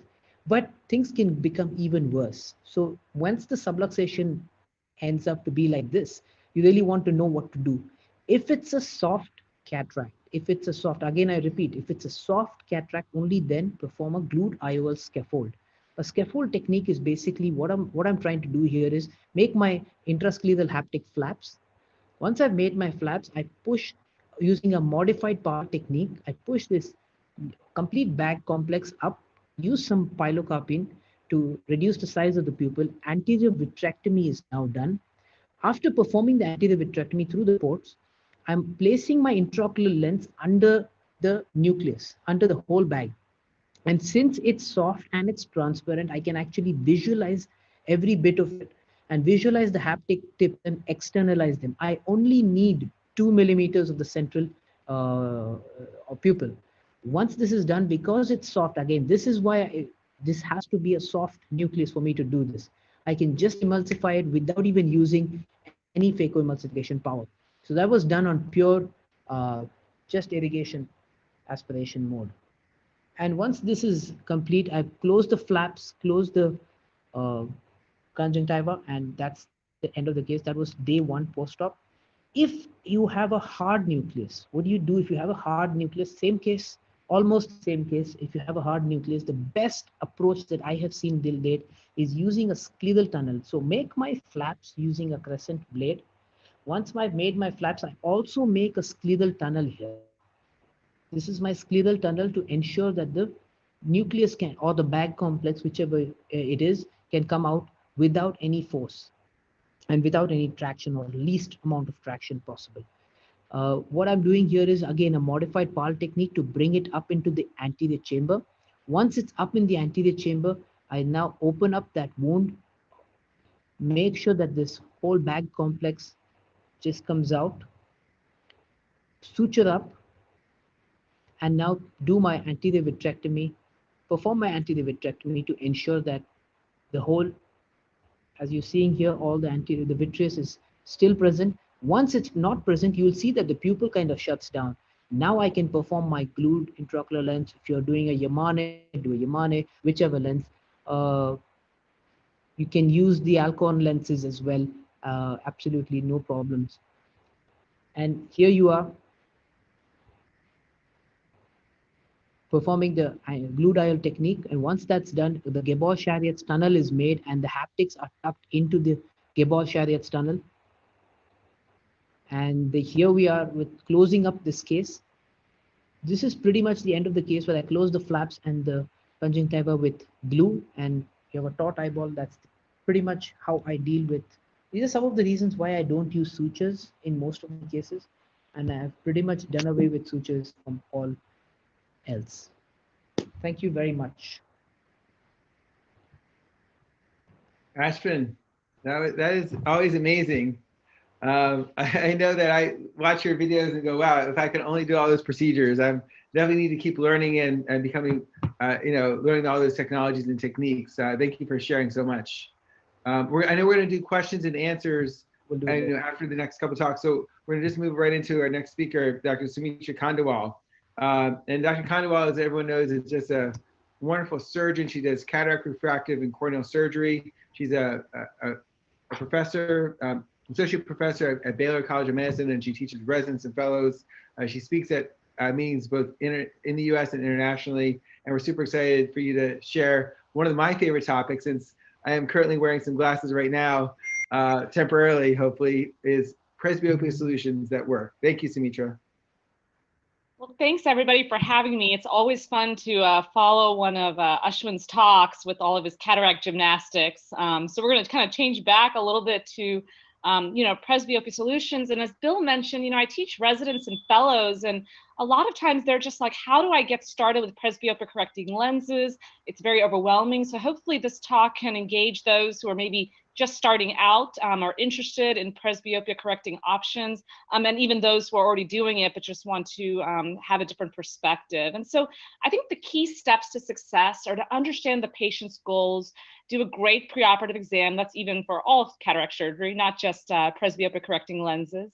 Be familiar with the options, and there are a lot of options now compared to 5-10 years ago, and know how to troubleshoot. And so how do you understand the patient's goals? Well, I think surveys are a great way to not only have something written where you can read a little bit about the patient before you walk in the room, but also it makes the patient think a little bit. So thank you to Steve Dell as well as Elizabeth Yu for providing some of these different variations for lifestyle goals.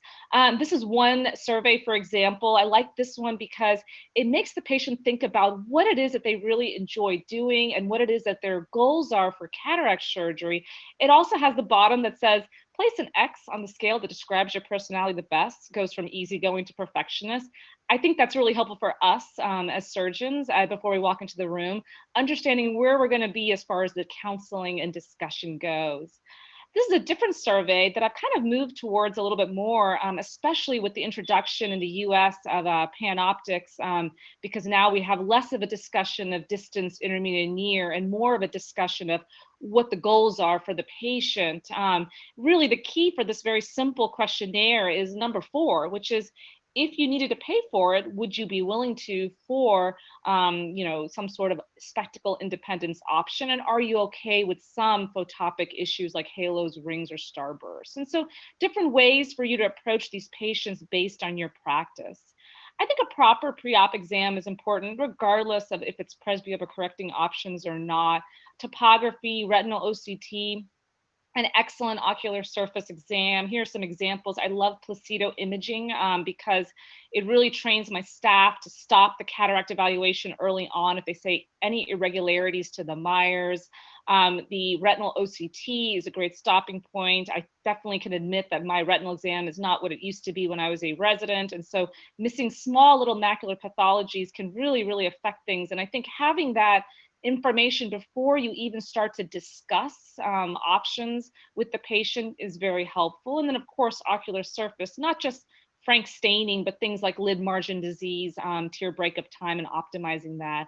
And then the real crux is, how do you familiarize yourself with the options? It used to be simple. You had monofocals, and then you had multifocals, and maybe accommodative. And it's just gotten more and more options, the EDOFs, the LOADs, the trifocals, the quadrifocals, toric options for some, but not for all.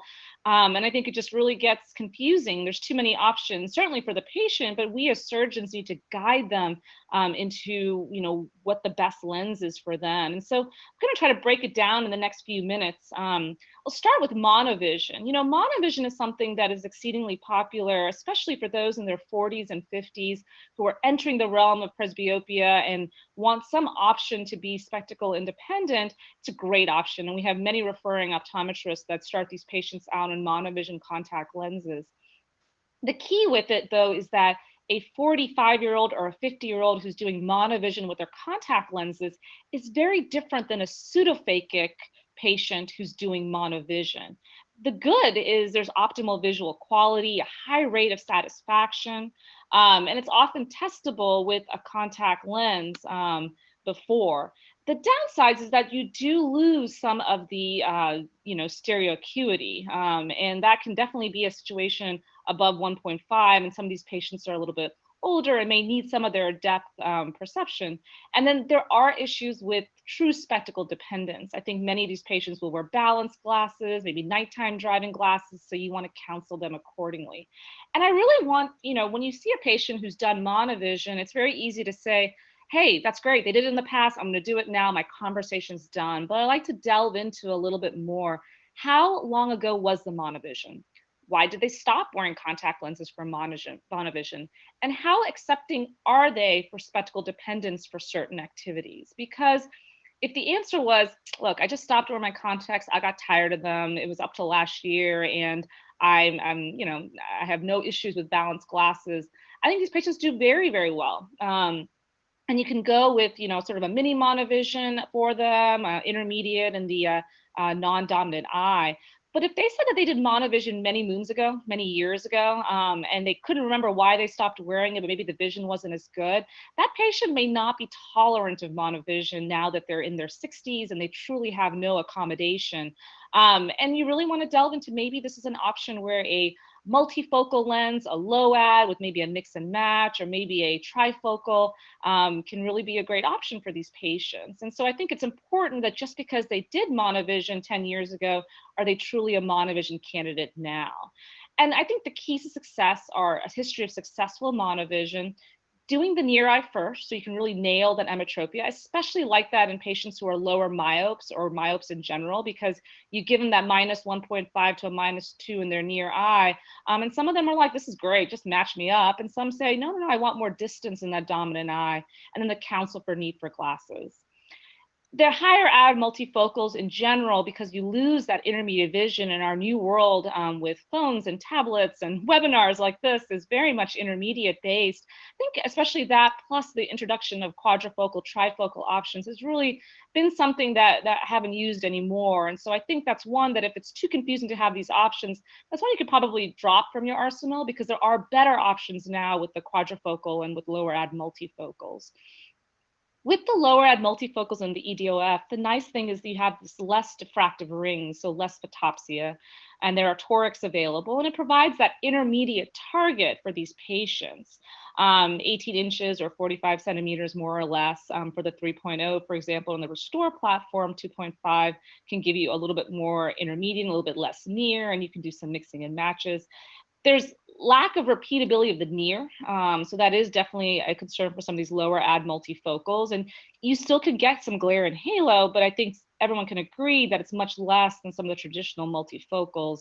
I personally like the Restore because of that central clear zone. I find their distance vision is very good, but also I like to mix and match a little bit. So my approach for these patients is to start with the dominant eye. So that's different than the monovision patient. Do the Restore 2.5. If they're happy with the range of vision, just match it up, keep it simple. But if they want a little more near vision, then they can do the Restore 3.0 in the other eye. And the Symphony, which is available in the US as well, has also provided a really great option and an alternate to lower ad multifocals plus a toric platform as well. And this can give you more of this true extended depth of focus that gives you the distance, the intermediate. And for some patients, their near can actually be quite good. For these, once again, the dominant eye is preferred to do first with the Symphony. And if they're happy with it, you can do the Symphony in the other eye. You wouldn't want to necessarily go for anything other than emmetropia in these Symphonies because they can get some visual phenomenon. If they want more near vision in the other eye, then many of my colleagues actually do a ZL Boo in the other eye, and then they get kind of that blended vision between the two. But you do have to be a little careful with the EDOF lenses because some of them can get the spiderweb phenomenon and some of them have required IOL exchanges. It just depends on what type of counseling you'd want to have with your patients. I prefer to have a little less near vision and go with the other platform, but I think patients can be very happy with this platform as well. And then really the game changer for us in the US has been the introduction of the quadrifocal lens because unlike the other platforms, you get that intermediate, that near, and their distance. And for us, that's the PanOptix in the US. It allows you to have much easier conversations when you have a patient that has a characteristics in the pre-op exam that make them great candidates for a multifocal because you no longer have to decide between intermediate and near and what is their intermediate and what is their near. You really can provide a lens that provides all three focal points, and it's a low dependence on the pupil size, but you still are going to have a little bit of concern with glare, halos, and contrast sensitivity. There's still a lot of choices. So I think the way that I break it down as far as how you should think as a surgeon, especially if you're starting out, is does the patient desire spectacle independence? And if they do not, and they don't really want to discuss anything that's out of pocket, then a monofocal is an excellent option. And if they want to look at options that, like a toric or perhaps monovision, you could definitely discuss that with them. But, don't ever assume that somebody's not interested in spectacle independence. Many patients are. So I always have the conversation that there are different lens options available. If they want spectacle independence, I think be honest, is this eye truly a candidate for anything other than a monofocal or a toric monofocal? If they have macular pathology that is moderate to severe, if they've got moderate to severe glaucoma, if they have a cornea that's extremely irregular, the discussion tends to go towards a monofocal regardless. But not all abnormal is truly a contraindication. If they have issues where you have a little bit of concern for contrast sensitivity, maybe milder macular pathology, maybe milder glaucoma, perhaps they have had refractive surgery or RK in the past, you can keep it simple and go for the monofocal. You can look at these low ad or extended depth of focal options and definitely counseling these patients that their eye is not a completely pristine normal eye, but if they're very motivated for spectacle independence, there are these options. Perhaps do that dominant eye first, and if they're happy, you can just match it up with the other eye. If they want a little bit more near, but they're happy with the distance, go for a mix and match option. Or if they're not that happy with the first eye and they felt, you know, man, my distance vision, my contrast is not that good, it's not always impossible to do a monofocal in that second eye or give them a little bit of time. That's a whole other discussion about troubleshooting, you know, patients who maybe aren't as happy with these different presbyopia correcting lenses. And then, you know, if their eyes is something that you're not as concerned about halo or contrast, perhaps it is that mild myope who's had refractive surgery, or one who's had no refractive surgery, their cornea is pristine, their macula is pristine. It's great to offer this quadrifocal or trifocal options, because I think that really reduces the discussion of different focal points, and it really comes down to, are they okay with some halo, some contrast? And a lot of patients are, and these patients are extremely happy that I've placed the PanOptics in, because they feel like for the first time in a long time, they've got 3 different focal points. And so really, I mean, the key is you also want to know how to troubleshoot, and you could spend a whole 30 minutes on different ways. But one of the interesting things is when you look at the reasons why patients are not quite happy, it really comes down to, you know, residual refractive error and some ocular surface issues. That's kind of the 2 main reasons for that. So I think if you can address the ocular surface issues and any concurrent issues prior to surgery, and if you can really work on nailing that target, especially in the dominant eye for distance, and using a lens that has great distance quality of vision, such as you know, the LOADs or the you know, quadrifocal lens, I think you can really solve some of these issues that we've had. And that's what's given presbyopia correcting lenses kind of a bad rep in the past, but the reality is these patients can be very happy if you do the work on the front end. And so, you know, it's not which lens is best, it's what's best for the patient, and you have to determine how this fits into your practice, and definitely read up on different ways to, you know, troubleshoot any patients that come in happy. But I think if you follow some of these, that number will be very, very low. Thank you. Thank you, Sumitra. That was amazing. It was fantastically put together and really, really well done. Bill, all yours. Absolutely. Yeah, again, Sumitra, great talk as always. And now we get to get our final speaker, who's just an amazing speaker. I've had a chance to be on virtual programs with Namrata Sharma previously. And Ashwin shared with me, Namrata, that you actually have been part of over 100 virtual presentations in the last couple of months. Is that about right? Yeah, that's right. Oh my gosh, wow. But Namrata, you know, when I got a chance to listen to you, you're a fantastic speaker, obviously a fantastic surgeon in cataract surgery, refractive surgery, and we're super excited to hear your talk today. Thank you for being with us. Thank you so much, Bill, and thank you everybody for inviting me to this webinar, which is having great presentations.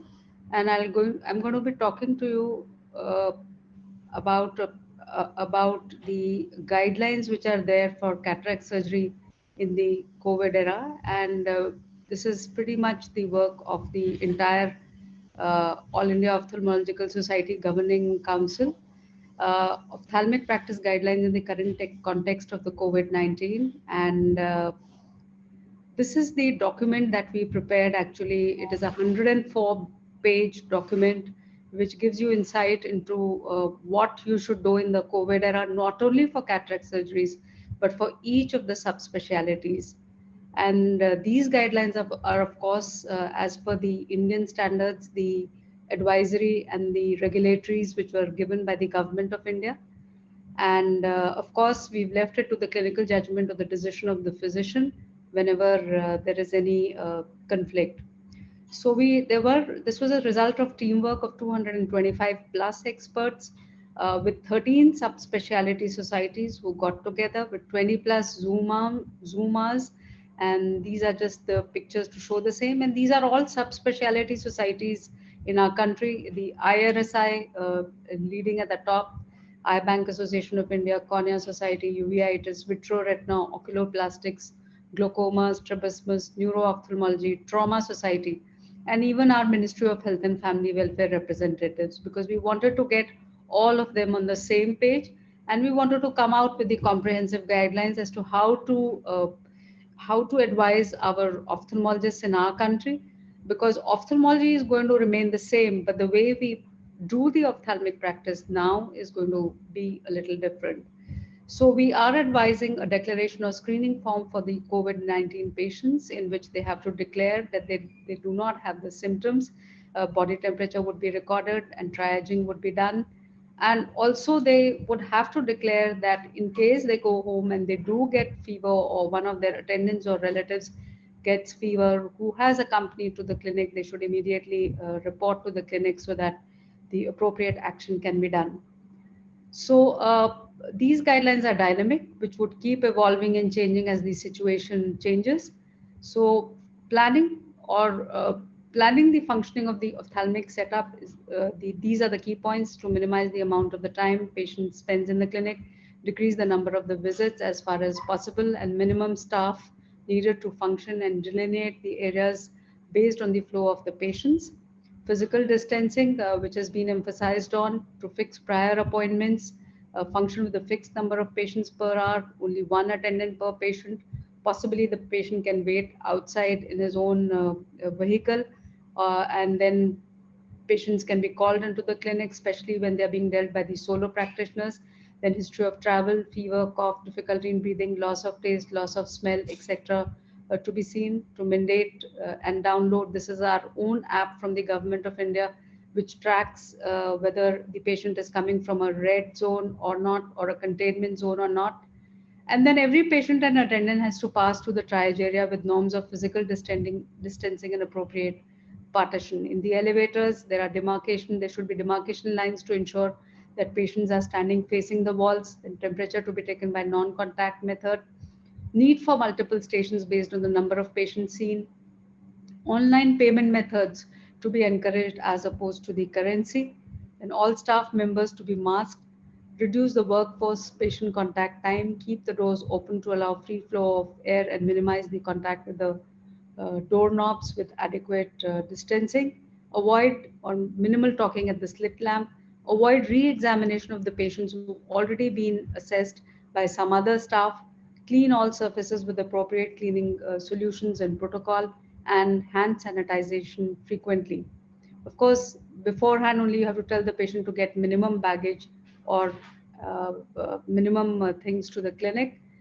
At the entry itself, sanitization should be there, and they should be seated in designated seats only, and they should avoid talking to other patients and attendants. Important thing is that when you're doing a visual acuity examination, one may start from the lowest achievable line to speed up the things, and avoid the use of the occluder, and request the patients to close the non-testing eye with their own palm. And when you're doing a near visual acuity testing, hold the near vision chart with the gloved hands at appropriate distance yourself rather than the patient holding it. And at all points in time, more than 2 meters distance has to be maintained. Then refraction has to be avoided as far as possible, and trial frame, pinhole occluder, lenses, etc. need to be cleaned with the alcohol swab or appropriately sanitized, and provide sufficient time to make the surface of these instruments dry. Then NCT is not preferred because that will generate aerosol. We prefer to use a Goldman applanation tonometer. Again, this has to be, the prism of this has to be wiped with 1:10 sodium hypochlorite at the beginning and end of the day. Then breath shields for slit lamp examination. In suspicious cases of chronic NLD obstruction or chronic dacryocystitis, one can postpone the cataract surgery and take universal precautions for lacrimal sac evaluation. For fundus evaluation, indirect ophthalmoscopy may be done and avoid indentation, and neodymium yak capsulotomy may be considered again with the breath shield. Then you can instruct the patient to pull the lower eyelid by themselves and put a drop for dilatation. Alternatively, use a bud to pull down the lower lid, or use disposable gloves. And in general, all the instruments with the headrest should be attached with a breath shield. Then one has to do investigations for cataract surgery. So for ultrasonic biometry, tip of the probe may be cleaned with the alcohol swab. Sufficient time to dry should be given, and in case of immersion scan, even the Prager shell can be cleaned with the probe, with the alcohol. And then these are the breath shields for keratometer. Preferably optical biometry should be done, again with the breath shields. Counseling is important, and patient mingling should be avoided even in this area where there is investigation. Some of the centers are doing COVID-19 tests pre-operatively, and some of them are not doing. And again, this is at the discretion of the operating surgeon. And these are the 4 things which are required for preparedness for opening the operation theater. that is ACAL assurance, assure the patients that everything is safe, see that all your clinical requirements are met with, including the PPE.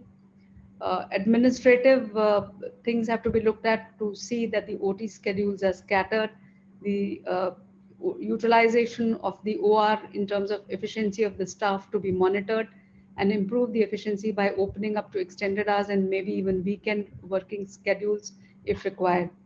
Then logistics have to be looked at in the form of teleconsultation, and one has to look at the current inventory to assess the as well as ensure the constant supply. Recommissioning of the operation theatre has to be done depending on the protocol which the institution has been following earlier, and the staff also needs to be screened with the talk history, thermal scanning, as well as the consent of the staff also has to be taken, because the staff should not be blaming you later on, of getting COVID. Then this is the dress for the staff in the recovery room, in the pre-anesthetic room, and for the housekeeping staff. And this is in the CSSD area, and this is for the OT staff and the surgeon attire with N95 masks, sterile gloves, protective goggles, normal OT footwear, and a surgical gown which is preferably disposable. And all these precautions which are there in the OPD have to be followed in the operation theatre as well. Air conditioning may require to be changed a little bit, especially when you have a HVAC system where the fresh air passages have to increase, and air changes which are needed are 20 per hour. Those for split air conditioners again would need more ventilation and more air changes. And if you're doing a surgery under general anesthesia, then 20 minutes before the 20 minutes later after the anesthetist has intubated, the surgical team would walk in, and after the surgery is over, again a 20 minutes gap has to be given. The biomedical waste disposal should be done as per the guidelines by the regulatory body, or by the government of India, or by the government of that particular country. And of course, instrument cleaning has to be done even after wearing the PPE. Now, patient draping is most important. The drape has to be firmly stuck around the patient's eye, which should extend all around, and safe distancing has to be ensured. This is the dress which should be worn in the operating room, which has been described before. And one should do the surgery. It should be done preferably by experienced people. It should be done very fast. When you're giving a retrobulbar, peribulbar anesthesia, again, you need to dress appropriately, wearing appropriate PPE. And one has to instill povidone iodine 5% in the operating eye. 2 minutes is the contact time. Avoid spillage of the fluids on the gown. And when you're doing a phacoemulsification surgery, sterilized phaco tip and sleeve should be used for each case. The incision size should be 2.2 millimeters in phaco, and apply HPMC on the cornea frequently. And irrigation aspiration has to be done 6 months before the phaco procedure. Now, these are this has come in a video courtesy of Bristol Eye Hospital. All these 4 caveats which need to be followed during phacoemulsification surgery. Post-op care, of course, the patient has to be looked at, but encourage teleconsultation after the first visit.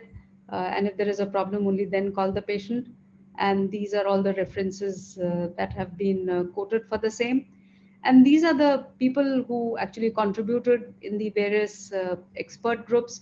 And there are a lot of representation from the subspecialty society, from solo practitioners, group practice, corporate sectors, in all the subspecialties. And I've only talked about the cataract guidelines, but these guidelines are there, from each subspecialty. So if you want to look at the document, it is very much there. And I would like to thank the entire Governing Council for All India Ophthalmological Society for helping to put this, and the back office team who helped to materialize this in a record period of 20 days. So thank you very much for your kind attention. And if there are any questions, I would be happy to take them.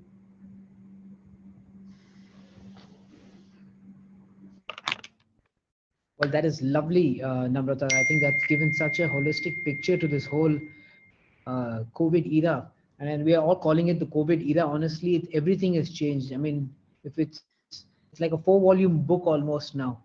So I think that's phenomenal, the way that you've concised the whole thing in one presentation. So thank you for that, Dr. Namrata. Having said that, let's move on to the questions now. And I think we'll start with Sumitra. Sumitra, there's a question for you that's come up, and I think it's an interesting one. In these presbyopic patients, they all expect much more from their vision correction post-operatively. It's basically doing refractive surgery with cataract. And how many times do you get refractive surprises in these, and what do you do to correct them, and what channel do you use, more of a lens-based or a corneal-based? How do you take care of that? Well, I think the first step is to set very realistic expectations. My spiel, I guess, that I tell patients is, we've got an opportunity here to allow you to have, distance vision as well as some near vision, but there's no lens out there and no surgery that can make you 30 years old again. And I think you have to really set that expectation early on. They always laugh a little bit, but that's the reality, is that they all want to have that amazing ability to see multiple focal points the way they did when they were younger. So I think you start that out from the very beginning. I think you also make sure that if it's an eye that you think is going to be an outlier from typical IOL calculations, that you don't forget to address that with the patient eye. Who are those patients?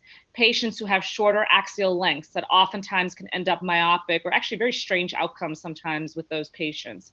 Patients who have narrower anterior chambers, once again, there is that risk they'll end up more myopic or even more hyperopic than planned. Longer axial lengths, I think we have a lot of options, a lot of formulas that can really help us with that. And then don't ever forget, abnormal corneas, not just keratoconus, but eyes that perhaps had high myopic ablations. They're very flat. And so those corneas too can give you some strange surprises. So in all patients, I remind them if they have any abnormalities that is a concern for them. I think for outside of those, we tend to end up pretty well on target though for emmetropia for other patients. So I think that's the good of it. I tend to go towards some sort of corneal ablative procedure afterwards if they do have a residual refractive error. To be honest, I've had a couple of monovision patients where monovision didn't work out like they thought. That's why I'm very careful with those patients. And the nice thing with those patients is it's not too difficult to put a contact lens, show them what happens if they lose all the near and their non-dominant eye, and let them make the decision if they want to have a true, ablation. And myopic ablation is pretty easy in those patients, but you'd be amazed how many of them you take away that near eye, and then they're like, wait, I don't want this either. You put it on them afterwards. I think a contact lens trial is imperative in the post-op period. I think you give some time to let them adapt. And I think everybody who puts in any lens, it doesn't have to be a presbyopic correcting lens, it can be a toric, really needs to have the basic ways on how to exchange an IOL that's in the bag for a different IOL more than a month out. I think that if you are somebody who is not familiar with that, that's one of the first things you want to do, is learn how to, take a lens that's in the bag 3 months out and exchange it. Otherwise, if you don't feel comfortable with that, have a really great referring doctor who can help you out with that. Because it's tough. It's tough to know if they've truly neuroadapted in 1 month. But we all know that it's tougher to exchange a lens at 3 months. That's really helpful. Yeah. Can I make a follow-up comment about that, Sumitra? That was a fantastic talk, and really kind of consolidated all the decision-making that happens when that patient is sitting in front of you. What I can comment on is that the light adjustable lens has added a layer that has simplified much of that discussion, and especially those patients where you're not sure about monovision. Did they like it? Did they not? At what point can you get it? Or a patient that you anticipate that they'll probably be fine. I've had a number of patients recently who developed monovision as a result of asymmetric cataract. They weren't even aware of it, and when I brought up monovision, oh no, that's going to be terrible for me. But sir, you already have it and you've enjoyed it. You were wearing reading glasses, and to be able to say to them, well, I can implant this special lens that you can test it out And if you don't like it, we'll just light adjust it non-invasively. It's been wonderful, and especially for those patients who are hesitant about halos and glare, but they still want to have a possibility of being able to see up close, but they never tried monovision. The light adjustable lens has been amazing for those patients. Dr. Rohit, do you do anything different in these high expectation patients? And I asked that from a presbyopic standpoint. I think Dr. Sumitra has been spot on. You under promise and over deliver. Well, that has to be the basic concept of it. And your case selection is also very important in these patients. As Dr. Tetial put forth, you have to be more aggressive in these when you are putting these multifocal or these trifocal IOLs in using the toric ones also, because at times these patients are not satisfied and you don't have the expected results because you are not adding the toric component to it. Perfect. Thank you. I tended to move away from monofocality because the moving early on to the extended depth of focus lenses, it was so wonderful about to have that two levels of vision, even though sometimes for near you need something extra. But now with the trifocal and using the Physio IO, it's such an excellent lens. Initially I was concerned and led to believe that the halos and glare are going to be worse than the EDOF lenses, but in fact, in my experience, that hasn't been the case. And so I've been pretty much moved to the trifocals. And so when you have such excellent vision with a trifocal or a quadrifocal, as said, why would you want to leave someone myopic in one eye when you can have good vision for distance for both? Certainly, there is that risk of not hitting emmetropia exactly, but then it's so nice to be able to fine tune it with laser if your calculations are just a little bit off, and you can fine tune it so you get that patient satisfaction altogether. So the trifocals, quadrifocal lenses, I use the trifocal lens has made a huge difference without any negative effect on glare and halos compared to the EDOFs. Thank you, Dr. Alphonse. We're going to jump to ask a question for for Ashwin. Ashwin, you got a number of questions on the Q&A session asking about your paperclip technique. One is the paperclip actually in the bag? How do you decide whether you use one or two in a case? And are these expensive, or how do you get them? I get them through Susan, number one. So for me, it's a little easier, but yeah, right now it's on sale with Morcher. I have no financial interest in that, but yeah, Morcher does that. But yeah, it goes into the bag, but just only the hook part. Everything else stays above the bag. It's just the hook that goes inside the bag or the anterior capsular rim, and that's about it. And that's why it's called a paperclip hook, because it goes in exactly like a paperclip, the one that goes, and that's pretty much how it goes. The advantage of that is basically it's a 2-point fixation, and so it doesn't tear the capsular bag at any point, number one. And the second is the distal end, which is curved, actually goes into a Gabor-Chariot's tunnel, and you really don't have to do any suturing or fixing with Gore-Tex or any of that. That's one. The other point, what was the second question, Bill? You're muted. No, you're muted. About that, it was just tips on on the paperclip. What more?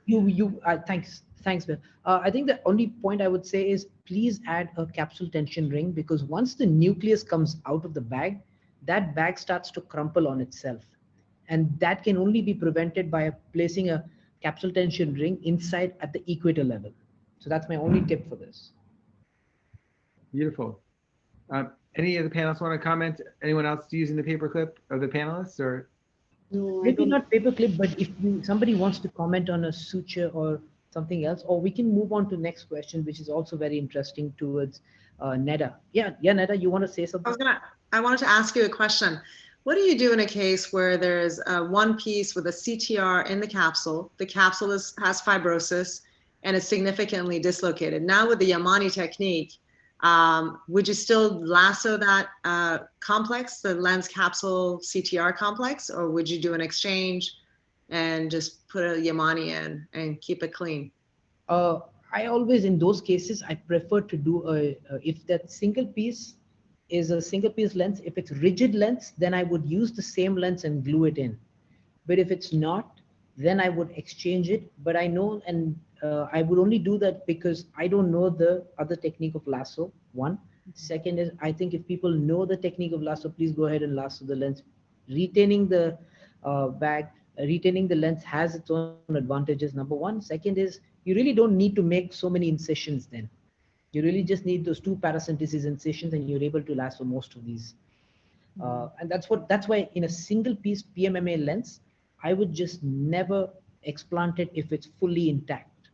If the lens is fully intact, the IOL is fully intact, even if I have to remove the endocapsular ring, even if I have to remove the bag, I would do all of that through a small incision using a vitrectomy cutter and just glue that lens in place. I have done at least 5 to 10 of these cases and they come out exceptionally well.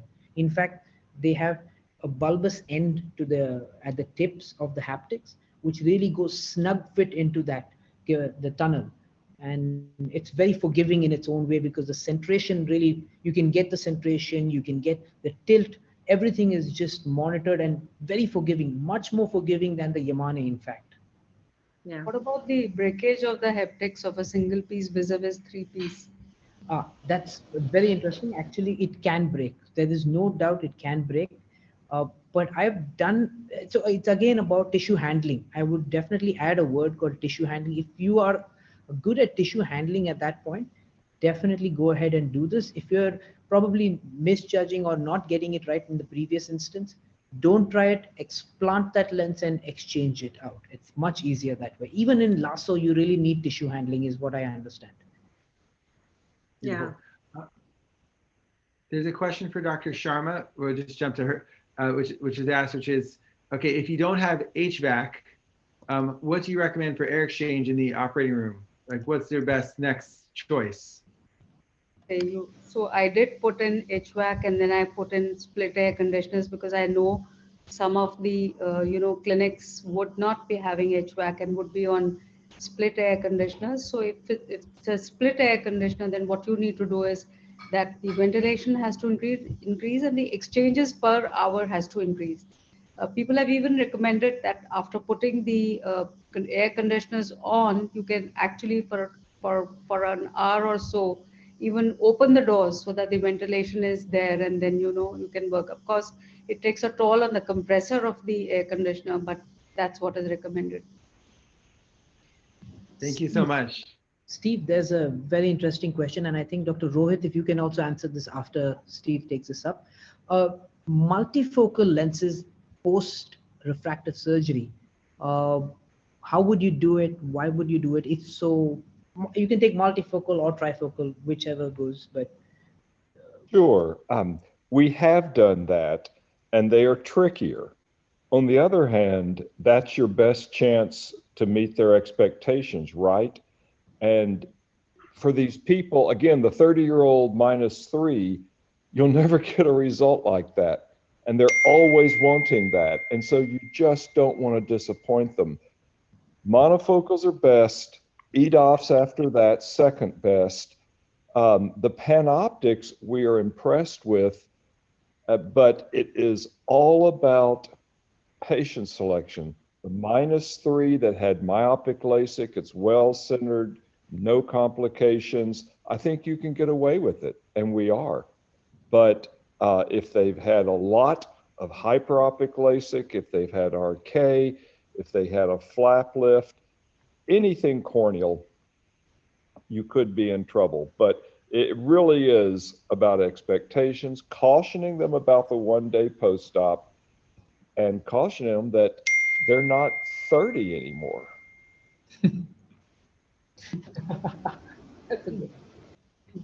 We never like to hear those types of cautions. Yeah. Steve. That's it, Paul. Listen, I still have 30 candles on my birthday cake. I don't know. Thank you. We have Botox as a solution for that. Steve, I know you have to run, and thank you so much for your time. Thank you so much for your time. And thanks, great audience, great questions. Thanks, guys. Bye, everybody. Thank you.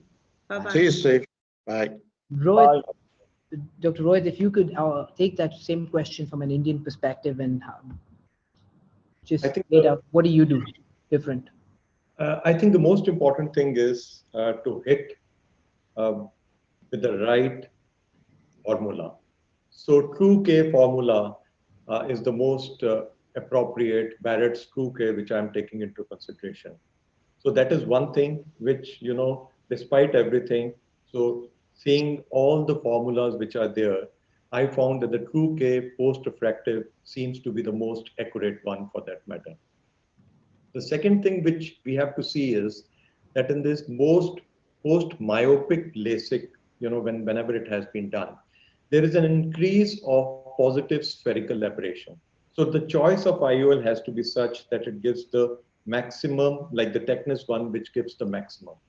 And for the, you know, the hypermetropic one, hyperopic LASIK, the patients which have undergone, the choice of IOL is such that we go in for like which have a zero aberration one, because that would take care of so many things and not cause other things. So these are some things which we should definitely bear in mind in these patients. And because, you know, we have to be very sure and that in post-refractive, we will not hit, you know, zero. Then how do we do it?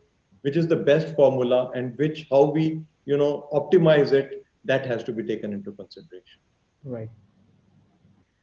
Thank you. Beautiful. Ashton, do you want to ask panelists any other questions, or I can ask one other question? But go ahead. It's all yours. Okay. If everyone wants to answer first, but I guess we've talked about really cool techniques and technologies. I guess going forward for the the next 6 months, next year, what technologies are you most excited, or new techniques are you most excited about? If everyone wants to answer, like what's exciting that you're just starting with or about to start with that you want to share? Netta, you look like you're ready to answer. I already kind of commented on it. I started doing light adjustable lens a bit back, although Robert Maloney has been doing it for a long time now. And I have to say, it was challenging at first. I was a little hesitant. I wasn't quite sure how it's going to fit into my practice. I thought it would potentially sabotage my premium IOL channels, but in fact, it's been an amazing addition. We have started to fine tune those conversations, and it's fitting just beautifully. And now it's really the first lens that we offer. It's kind of our premium lens, and I much prefer to do the light adjustable lens when possible than toric. The results, I mean, post-RK patients, post-refractive patients, really, I started off with those patients that were difficult ones, and I've been able to hit targets 20/15 uncorrected vision in a post-RK patient. Really amazing results, and highly would recommend it. That's a great point. I'll just share just briefly that I did get a chance to start with the same technology, and I've been targeting some patients that had some little regular astigmatism where I wouldn't want to use a presbyopic lens. And it's amazing how you can really get their vision quite good with these adjustments. Again, it doesn't correct irregular astigmatism, but just you get at least the spherical and astigmatism component to have some really happy patients overall. Thank you so much for sharing with that. Noel? Yes, I'm going to say that something which I've talked about before, but there's been 2 studies recently that have brought the independent studies have brought to light is that I think vector planning, which has been something I've been promoting for, I'll say decades, but it's 2 studies, one by Maria Arbeles published in 2017 in LASIK patients demonstrated that vector planning patients did better than patients treated by manifest refraction, and they had less refractive cylinder and less corneal astigmatism. And then most recently, just in the process of imprint, a study out of South Korea by David Kang and his group showed that in SMILE, patients who had vector planning as against compared to the manifest refractive group had less corneal astigmatism, statistically less corneal astigmatism, statistically less refractive cylinder, which was a nice surprise, and statistically less internal aberrations as measured by ORA. So it's really becoming standard of care when you add that to the 2 studies that we've done back in the 2000s. There's now 4 studies which I discussed in the Barracare lecture, which now demonstrate vector planning to be equal to or better than manifest refractive cylinder. I know it was discussed quite a lot in the IIRSI video meeting recently, and it's just becoming popularized, and certainly when this SMILE paper becomes published shortly in JCRS, going to be something which people are going to have to consider seriously as their go-to surgery rather than manifest refraction cylinder. It certainly makes sense to me. Thank you, Noel. Dr. Namrata? I think we've been talking about intraocular lenses, and we've been hearing those lenses right since my postgraduate days, when the isomer, it'll change, and those kind of lenses have not yet come in when you would just change the refractive index of the lens inside the eye, and for any kind of residual astigmatism or residual sphere that remains, you could just do it in vivo, and probably we'll do it on slit lamp. I think that will be the future. I don't know when it is going to come, though. Maybe in our lifetime, maybe not. I understand some clinical trials have taken place, but then it's not really come into the market as such. Perfect. Thank you. Rohit, yes. Can I ask Shami for the light adjustable IOLs, because this is not there in India? Yeah, it's not come, and we don't know what the results are. Would you throw some light, not the light which you use for the light adjustable one?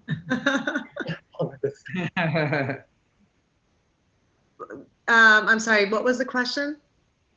Just throw some light on the light adjustable, and what are the results been like, and Yeah, so I'm sure obviously you know how the approach is.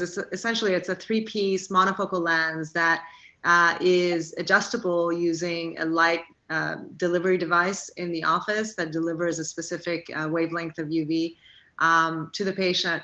There's some challenges. The surgery is much the same way as any cataract surgery. It's actually much easier because you don't have to consider doing limbal relaxing incisions and other kind of thoughts around formulas and such. So you implant the lens.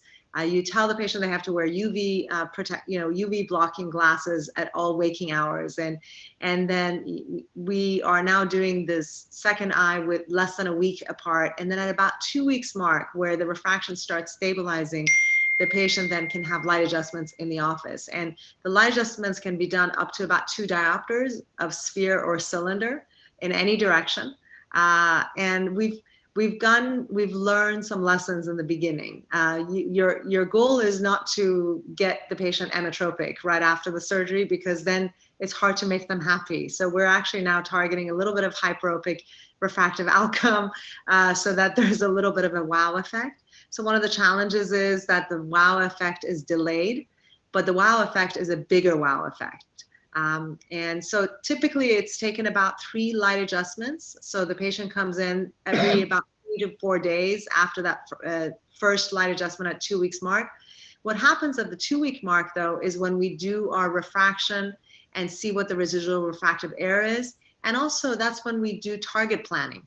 So what happens, the whole discussion about refractive outcome and target planning gets shifted to post-op, when it's a lot easier to demonstrate to the patient what monovision is, because the vision now is corrected, there's no cataract, and you can do contact lens trial for the patient, and you can start having that discussion when the vision is correctable to 20/20.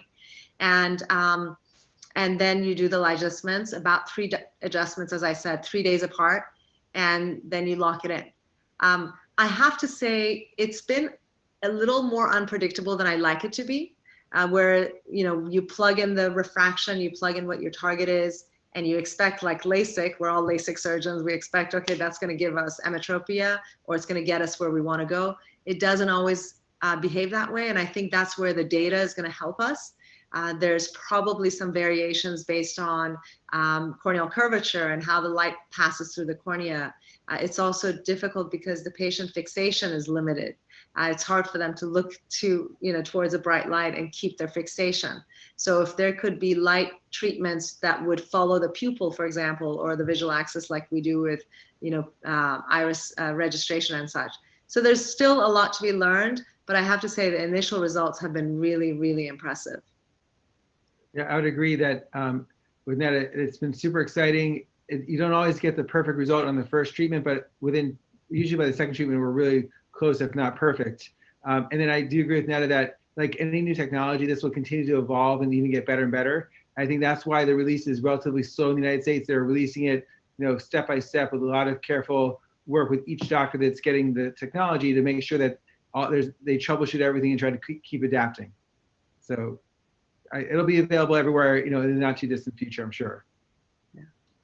All right. I think we probably need to close this session now, but thank you, everybody, attendees from all around the world. I think there've been so many from Gulf, US, Brazil, Myanmar. I'm not sure now. I couldn't count the number of countries now, but thank you so much for being a part of this. Noel, Namrata, Bill, Neda, Rohit, sir, thank you so much for being a part of this. It's been such a joyride to even work with you guys, especially on the on a podium, but right now this is our new podium. This is our new platform for some time at least. So for the foreseeable future, I really hope to see you guys in person, live in the flesh very soon. But till then, sayonara, good night, and good morning for everybody from Neda's side.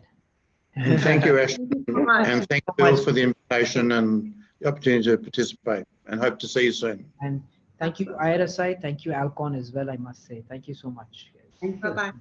Bye, guys.